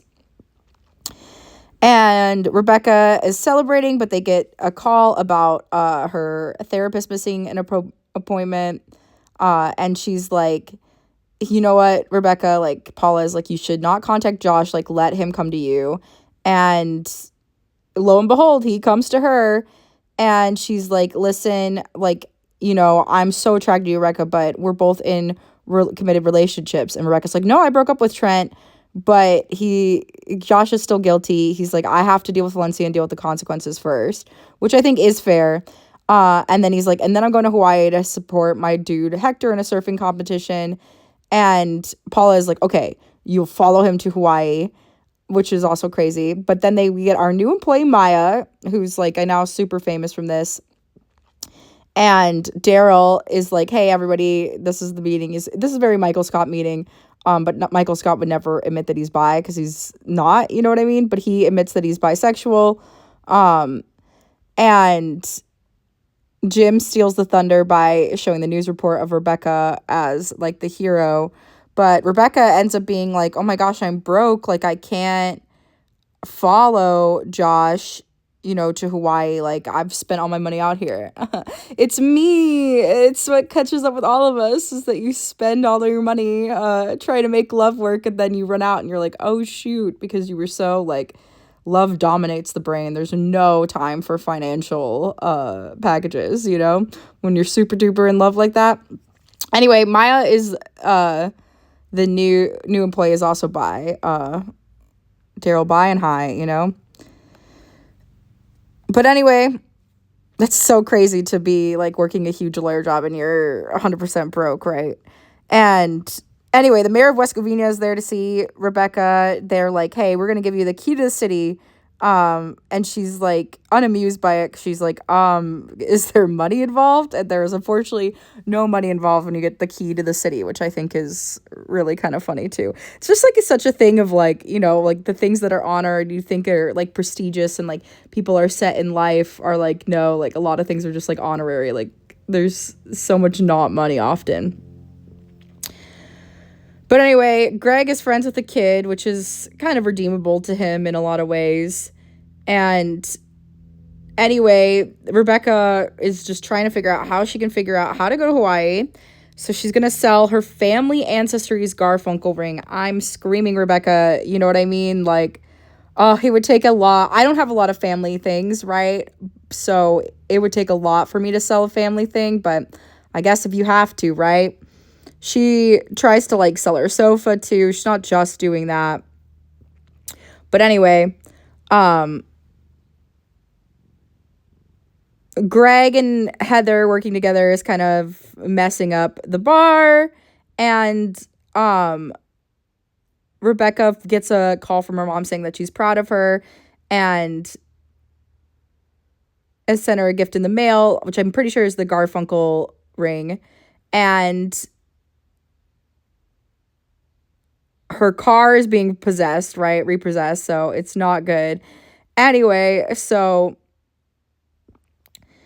Daryl is kind of mad that Josh wants to slow things down with him, because he's such a, like, 100% lover too, which is, I think, why he also likes in Rebecca. They are, I think, the same kind of people that value love.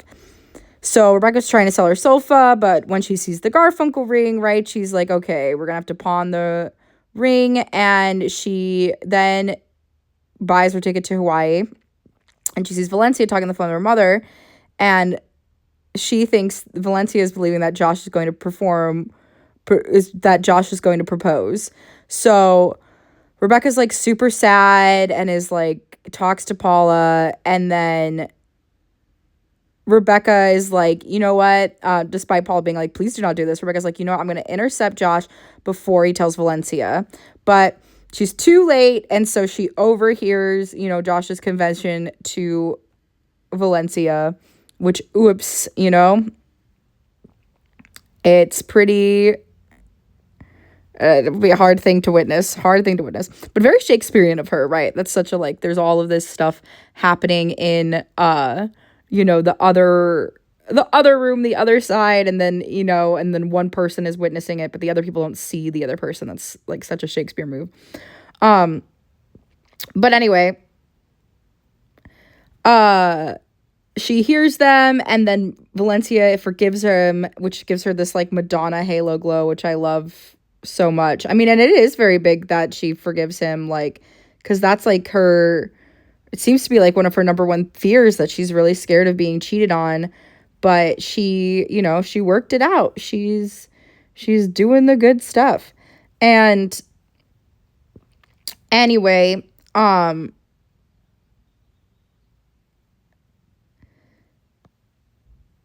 she is spiraling because Josh also is so grateful that he's like not going to go to Hawaii and he's going to stay home with Valencia. And then Rebecca goes back to her place and is like, oh my gosh, I'm not the hero of my own story, I'm the villain, like, which is such a good song. It's so good. And then Greg gets to the bottom of Heather being mad at him, and it's like, because we like broke up, like, I'm depressed, like, she's like, I know that you don't care for me the same way that I care for you, but like, that hurts still really bad. And Rebecca is depressed and comes to the mayor's ceremony, and she gets the key to the city, but then just runs away because she's so sad. And Heather is like, you know what? You're just going to have to put up with my mood swings of like being sad, because it's like, that's like real, which like mad respect for Heather for that. Like, I feel like I'm always like, I'm sorry, I have emotions and I'm a person. And then when a guy has emotions, I'm like, cool, like, that's amazing. It's so great you have right? Like, I'm not having the same expectations. And like Greg always has mood swings, so it's good for somebody to tell Greg that. But anyway, Josh and Valencia are like now re-strengthened in this bond, and Heather, which is such a contrast to from Heather being like, you never even said that I was better than Rebecca, like, you just went. And it is very messed up that he was just like, oh yeah, like, I don't care for you at all, and I'm gonna go with this other girl, like, not finishing or saying anything or even thinking about it. It's just kind of crazy. But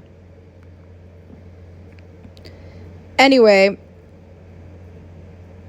Josh has this kind of resentment, though, when Valencia vetoes a dinner suggestion, and like, the restraining the bond still doesn't take care of their couple of issues, which is like Valencia wants to be top dog, where I think Josh does. Like, Josh wants more love than Valencia can give, and Rebecca, can give all of that love.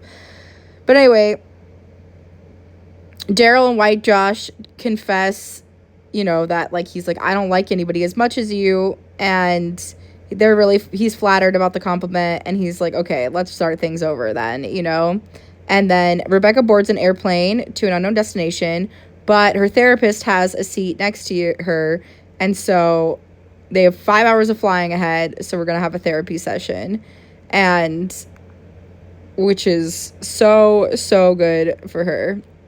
I'll never get over that she sadly takes the key to the city, though. That was honestly me going to the White House.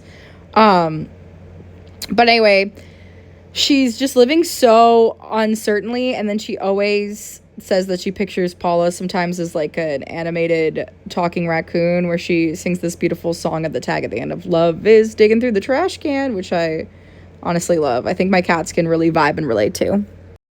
Also, I love the moment when they're like, ruined everything, stupid bitch, is so great. Love the song, love when it comes up in just casual conversation. It's very, very relatable for me. But anyway, it turns out Rebecca is not actually on the plane with her therapist. It was all a dream. She's her dream ghost, which is a very fun song as well. Because Rebecca took a bunch of sleeping pills, just an absolute mess. And she's just been passed out this entire time. Mercedes from Glee is in here. And I love it when they're all in the plane window, which is very, very fun. Just very, very just like doo-wop-y, dream girly vibes. Very fun. But anyway, she shows Rebecca this past moment when she was 13 that she visited her father, Silas Bunch, after he divorced her mom and like moved to Santa Fe. And the therapist notes that, you know, like, hey, this is not the first time you've chased after a man to the West Coast. Like, basically, these issues are rooted in your daddy issues, okay? And Rebecca's like, no, like, this is different. My mom was keeping us apart, you know? And Rebecca thought that, you know, she's going back to, like, New York City because she's like, okay, I'm loveless. Like, I'm basically, the butter commercial did not work. I need to go back and get my old job. But anyway, kind of in a wonderful life way, she sees that her mom, Naomi, was actually trying to get her dad to spend more time with her, but her dad refused. And Rebecca's like really sad by this revelation. And the therapist is like, you are loved in this situation, but you're right, it wasn't by your dad. And Rebecca, unfortunately, doesn't see that memory of proof of her being loved, just evidence that her father sucks. And I'm telling you, Mercedes is seen stealing. Her dad is like not even interested in her, is like thinking about buying or leasing a Porsche, you know, wanted Naomi to terminate the pregnancy and was gonna leave. I also think it's so stupid when health plans exclude dental. Like, it's so dumb. It's part of your health. But anyway,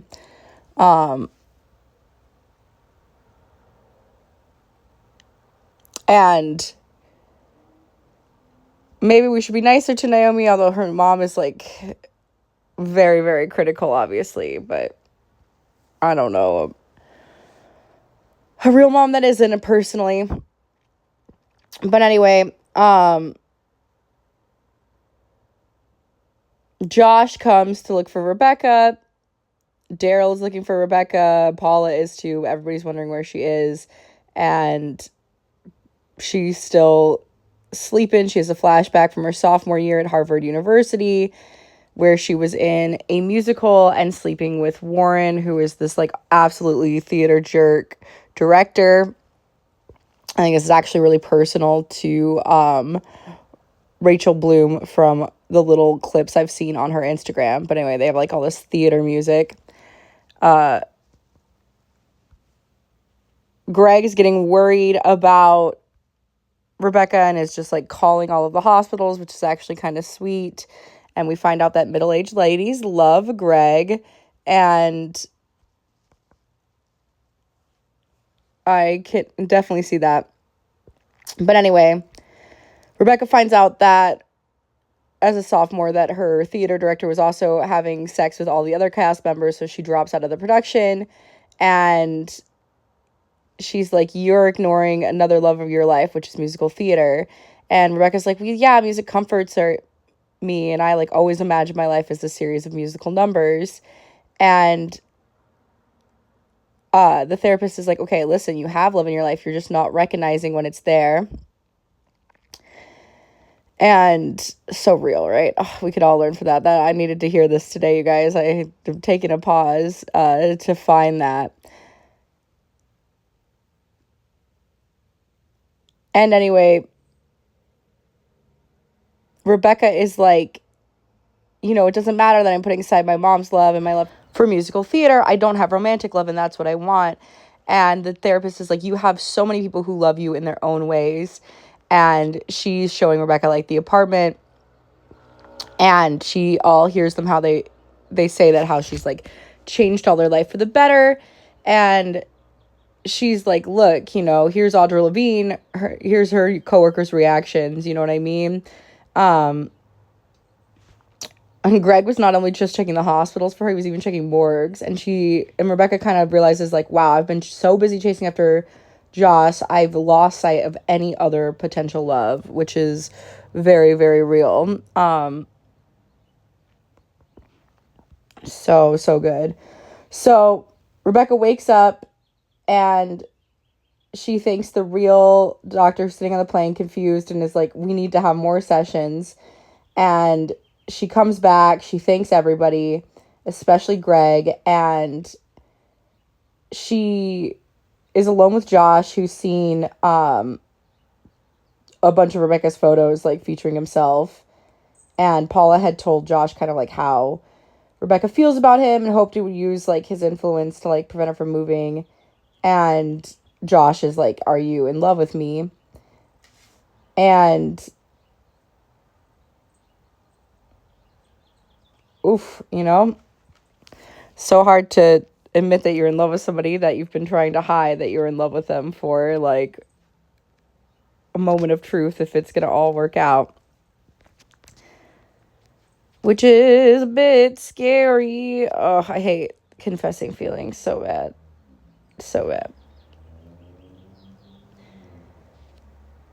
Anyway, Rebecca owns up to her feelings and she's like, but you know what? I'm going to move past this obsession. I need to make healthier choices and not keep making, like, the same destructive patterns. Like, I'm trying to break free from anything unhealthy and damaging, and I need to make peace with Valencia because it's not right that I was, crushing after you when she's your woman. Like, that's not fair. So Josh is like, please don't do that. And then Rebecca runs into Greg at a bar where he's studying for a test, and Greg broke up with Heather, and she's like, okay, I can't be around his, like, surly attitude. And Rebecca is taking a change for the better. She's tossing out all of Josh's various related art items, which is, like, horrific to Paula. And then at Greg's business school, the teacher reprimands him for kind of his lackadaisical efforts and is like, you have just made up your mind not to try. And Greg just ignores her, and he's like, I could have done better, I just didn't want to, which I love. But I could if I wanted to. Oh, it's so good. Whoop-de freaking do. It's iconic. Like, I love it so much. Love it so much. Oh, it's such a good song. Anyway, Miss Chan and her daughters, Jama and Jastiny, show up, and they want Rebecca to be a bridesmaid, but Valencia is not even a bridesmaid in Josh's sister's wedding, and Rebecca's like, well, it's kind of not fair for her to be, you know what I mean? Like, and Valencia isn't, and, like, Valencia is, like, closer to being in their family than them, and James was like, okay, I guess you could both be bridesmaids. And then Greg bumps into the grocery clerk, who is in love with this coworker named Allie, who is spitting with another employee named Brody. And Greg is like, all right, I'm so an expert on unrequited love. And Rebecca tries to stick up for Valencia after the Chans are like, it's really difficult that she, like, arrives late. And Valencia's like, I know about the kiss with Josh, but since you got me into this wedding party, like, we're just gonna let it go. And Rebecca's like, listen, I'm gonna make you look good in front of the Chans, and I'm gonna build you up, and they'll start to, like, listen to your suggestions. Like, I'm gonna girl bosses this.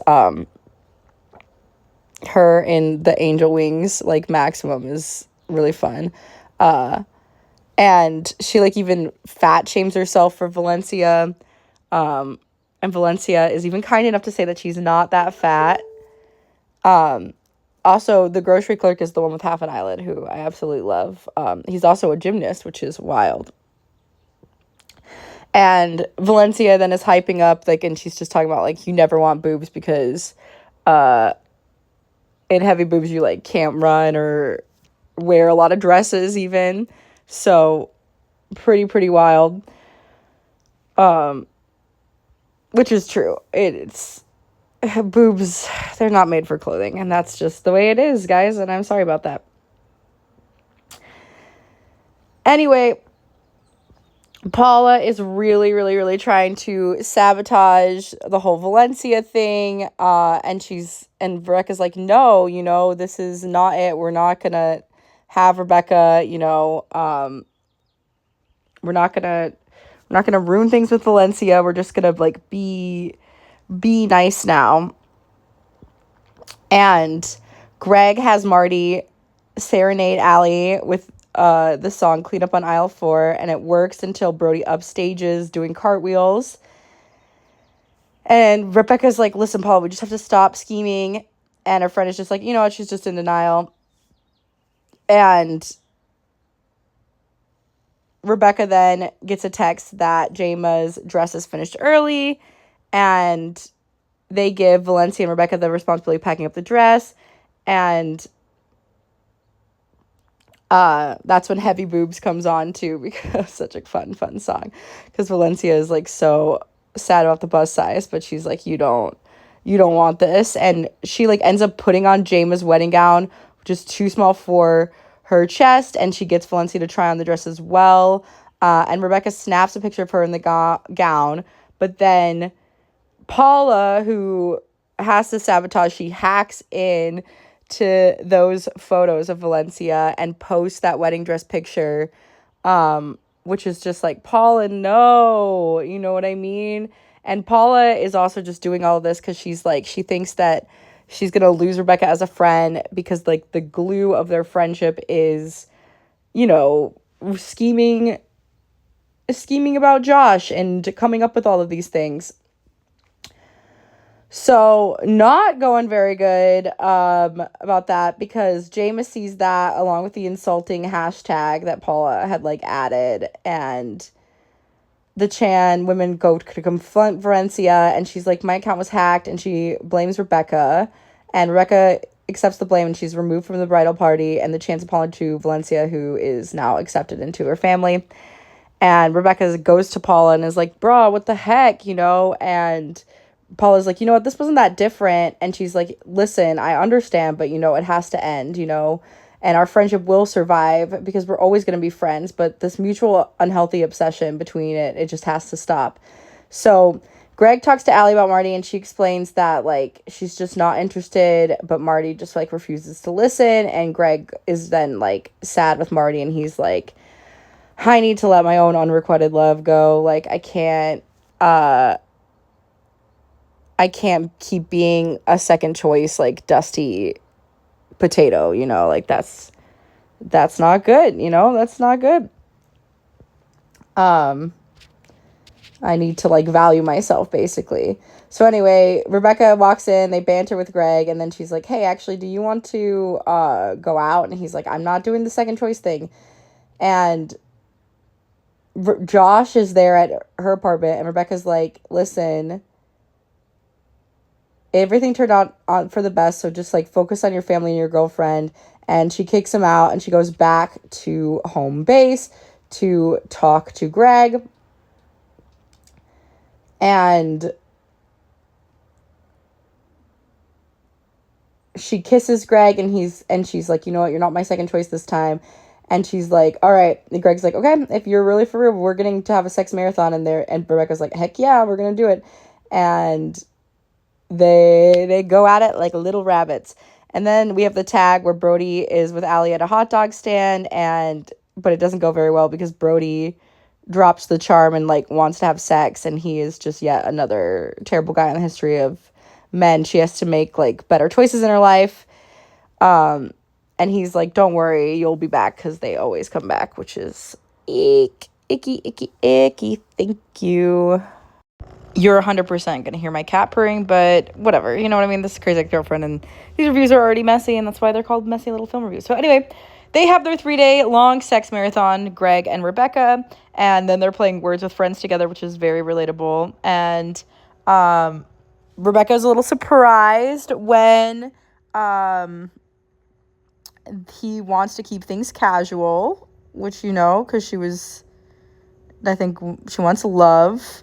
But she did like that they spent 3 days ruining each other and not emotionally, which is so, if you can take 3 days, I think it's good to spend them not emotionally ruined. So anyway, Paula notices this glow about Rebecca, and she thinks it's related to Josh, and Rebecca's like, you know what, I'm over Josh. And then there's like tension between them because they don't really know what to talk about because their whole friendship is kind of founded on the Josh thing. And Daryl is like, hey, I'm a judge at that pie contest Paula enters, but she always loses to this professional baker named Peggy Rose. And Rebecca's like, well, I'll help you win. And so they bond over something besides her ex-boyfriend. And then she goes to meet with Greg because he sent her a text message so they could have a tryst in the public restroom. And Rebecca's apartment, is next to Greg's ex, Heather, and Greg's father is at his place. So she thinks it's funny that Greg, asserts himself by telling her to text him for their next, rendezvous. And then Josh and Valencia are at home preparing gift bags for his sister's wedding. And Josh is super uncomfortable because Valencia starts going on about their immediate future. And Rebecca shows up at Paula's house with special ingredients for the pie contest. And Paula is suspicious of, her behavior because she finds Rebecca's panties in her coat pocket. And Rebecca denies that she's sleeping with somebody because, as we know, Paula does not want her with Greg. I hate this UTI song because this is exactly how men act, I feel like, when you get a UTI. And a UTI is so painful if you've never had one. But it's also extremely catchy. Yeah, Rebecca confesses to Greg that she got this UTI because of all of their sex, and he thinks it's accomplishment, which is, embarrassing, but Rebecca also finds it charming. And she's like, today, what if I just, worked from home at home base? And Hector is, really weirded by Greg's happy attitude, and so is Josh and Heather. And Josh was at home base because he needed to get coupons for his sister's wedding gift bags. And when Rebecca walks in, everyone notices on, the heavy flirting going between her and Greg. And it's very, very clear that she's having sex with Greg. And Heather figured it out fast. And Josh ends up getting sad and is going to go into this angry, sad karate song, which is hilariously silly. Very, very funny. Very, very funny. I've really appreciated it on the second watch and missed it kind of on the first. It's called Angry Mad. But anyway, he is really upset by it. And Hector is congratulations that he finally scored with Rebecca. And, he's like, Greg, you have the upper hand now. You got to try to keep it that way. And Heather gets Rebecca to confess. And she's like, listen, I'm apologetic, really sorry that, it's your ex-boyfriend. But Heather tells her, she's like, you know what, it's okay as long as it's true love. And Rebecca's like, you know what, I don't really know where they stand. And now Greg has all the power. And Heather's like, yeah, this always happens in relationships. But Rebecca's like, it's not going to happen in mine. And Josh, all during this is working out his conflicted feelings at the dojo. So Rebecca goes to scope out Peggy Rose's competition, seeing that for Paula's whole thing. And she's like, hey, we should come back at nighttime to find out the baking secrets. And then Hector invites Greg to join him on a double date. But Josh comes home to Valencia in a foul mood and turns down sex, which shocks her because how could a man ever do such a thing? And then he needs to get counsel from Father Bra because he's struggling. And the priest says that he's being a little bitch, which is really funny. I kind of love Father Bra. And he's like, you're jealous with Rebecca because you miss her adoration, but he needs to let her go because he chose Valencia. So I think Hector might be dating his cousin or his date's cousin, I don't know. But I love the song. Oh my God, I think I like you. It's so cute. I love it so much. And it's how I feel every time I fall in love. And I'm so glad it was written. It's so real. And so then she realizes that she forgot about Paula. So she rushes over there. They break in. And they grab her secret ingredient, but they find out it's just butter. Back to the whole butter commercial thing, if you notice. And Rebecca is like, you know what? We don't need it. You know, we don't need even Josh to make our friendship work. And Rebecca's like, let's go out on Saturday to Greg. And Greg's like, actually, I'm going to have a date that night with Hector's cousin. Oh, that's what was happening. Hector's not dating his cousin. He was recommending Greg. Sorry, my note was really stupid. And then she's like, oh, yeah, go. And then she just lies about the dates that she had. And Rebecca goes to support Paula but collapses when the pie is being judged. And Greg ditches the date Hector set up because Rebecca's in the medical center because of the UTI. And Paula is like not really happy that Greg's there, but really happy when Josh shows up. And Rebecca basically has a kidney infection due to the UTI.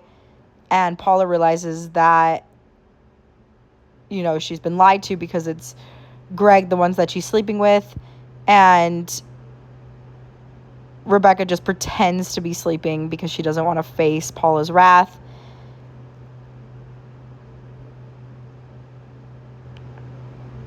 Which is not great for that.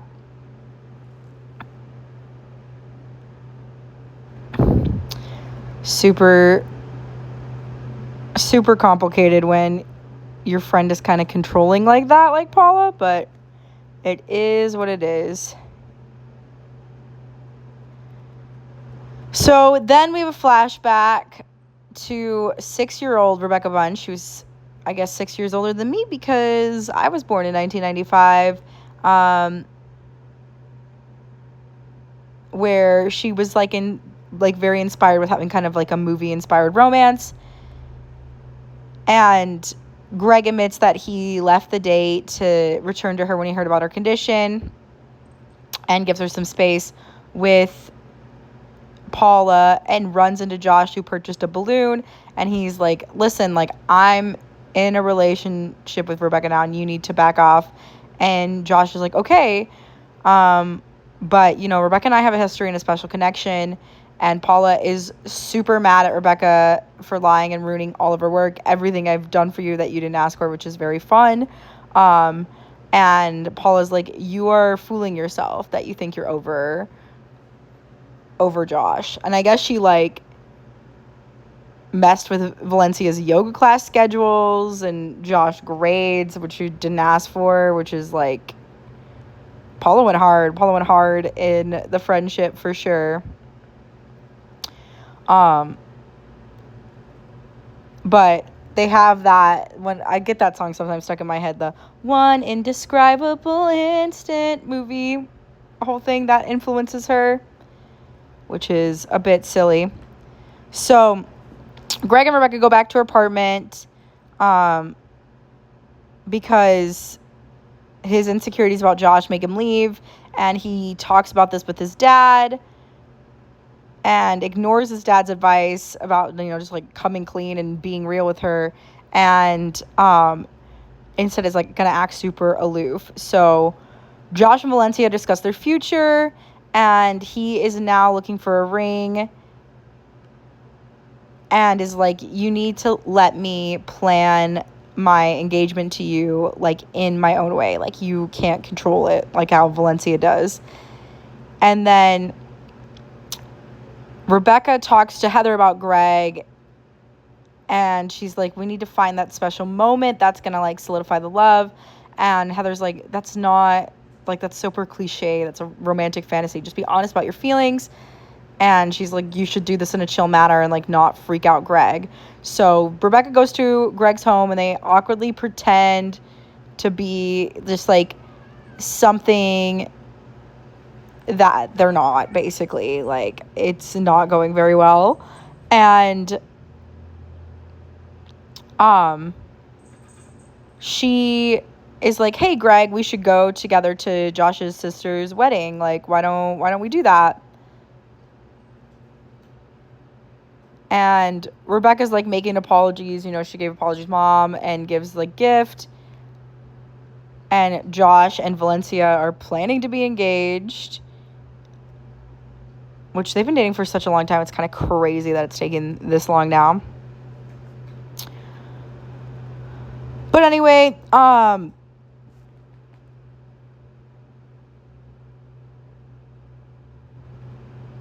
so she gets re-invited to the wedding because she gets that expensive wedding present for Josh's sister. And Daryl is really sad that Paula refuses Rebecca's apology or won't even talk to her. And Rebecca goes to a jewelry store to get earrings for a wedding, and then bumps into Josh, who the jeweler reveals that he's looking for engagement rings for Valencia. And then there's tension, but she congratulates him anyway and like awkwards the store. So Rebecca puts on this fancy dress, hoping for something romantic, and Greg, of course, wears casual clothes, just because he's very non-blasé and he doesn't care, and he doesn't like chain hotel weddings or chain hotel Italian style tapas or an Arabian style wedding or French Filipino marries a Jewish guy. He hates all of this. He's wearing sneakers, just flubbing it up hard. Like nothing is gonna kill the mood than a guy that's like just phoning it, you know what I mean, not interested. So then they go to this wedding reception ballroom, and Josh fixated on Rebecca, and she loves the festivities, and Daryl and White Josh are enjoying it too, and Greg is getting drinks at the bar, but he sees Rebecca and Josh talking. And Josh is like, I'm worried that, Greg's going to hurt you. And Rebecca's like, I know what I'm doing. And Greg asks Rebecca for a slow dance, but he makes this, like, goofy spectacle. And she's like, can you just be, like, serious? But then the floor is cleared for the groom and bride to have their first dress. And Rebecca's, like, really frustrated over Greg's attitude. And he's like, okay. And he drops the facade. And he's like, I'm going to enjoy the event. But they're interrupted because there's a performance from Josh and the other groomsmen, and he sees this look between Rebecca and Josh, and he just starts drinking super heavily because he has problems. And then White Josh confronts like drunk Greg, and Daryl comes to Paula and is like, Rebecca's gonna need you. Like, this is kind of a crazy thing happening. And then T.G. Myra gives Josh his grandmother's ring for Valencia and is really appreciative of the gesture, but he sees that he sees a look between her and Valencia, and he's like, he's being manipulated, which is like the one thing he asked Valencia not to do. And Paula and Rebecca make up. And then Rebecca talks to Paula, and she's like, I really wanted to have this perfect romantic moment with him. And Paula's like, well, don't wait, and tell him, tell Greg how you feel, and they're doing this, like, magic carpet hover was, like, part of the dance. But, yeah, Greg is all drunk and snarky, and he thinks things are cheesy, and he dips her twice, and he's so drunk he passes out, and she got so glammed up for this, and it's honestly just really, really sad. But anyway, so her whole plan is that she's going to say I love you to Greg, but he's so drunk he passes out and throws up. So alcoholism is great. We love it. It doesn't destroy anything at all. And I'm absolutely sarcastic when I say that. So hope you're seeking help if you're struggling with that, because it's so rough. But anyway, Josh confronts Valencia and is like, so you and Myra had a scheme and you don't trust me. And she's like, I'm losing your patience and I know you won't propose. And she's like, and Josh is like, you know what, you never listen to me. And she's like, I'm not hearing any excuses. She's done waiting, and they're through. And Rebecca goes to the bar, sees that Greg's wasted, and she still tells him anyway how she feels. But before he can say anything, Greg sees Josh Tran and is like, and thinks about like the courthouse kiss that he had with Rebecca, and he just reacts indifferently to Rebecca's confession and passes out, and Rebecca's like really sad, and White Josh like apologizes on Greg's behalf, and like, you know, he's like, I'll make sure he gets home, like you shouldn't have to worry about it. And Jama is like announcing that Myram is going to sing, and it's one indescribable instance, and Josh texts her in the middle of the performance to meet up with him, and they take the wedding Cadillac to a secluded hilltop where Josh tells her that he and Valencia are over, but he can't stop thinking about Rebecca, and he still has the love letter she wrote him years ago, and she got the romantic moment she was waiting for. Her and Josh sleep together, and Greg, hungover, also realizes that he loves her, but it's too late, right? Because Josh is now single. Also, Leah Santalaga is the one who's singing, not even screaming, One Indescribable Instant, which is so good. But it's like Josh and Rebecca have this like magic carpet moment, and that is the end of Crazy Ex-Girlfriend. There is one tagline where she does confess that she moved to West Covina for Josh, and he gets super, super unsettled by that, which honestly should be flattering given how Josh has taken everything else, but we get it for the plot. But yeah, that's Crazy Ex-Girlfriend. I'm working on season 2. I hope to have it out pretty close after this, so give us a subscription. Feel free to donate down below so I can make better movies for you, particularly animations. But appreciate y'all, and let me know your favorite parts of the season 1 of Crazy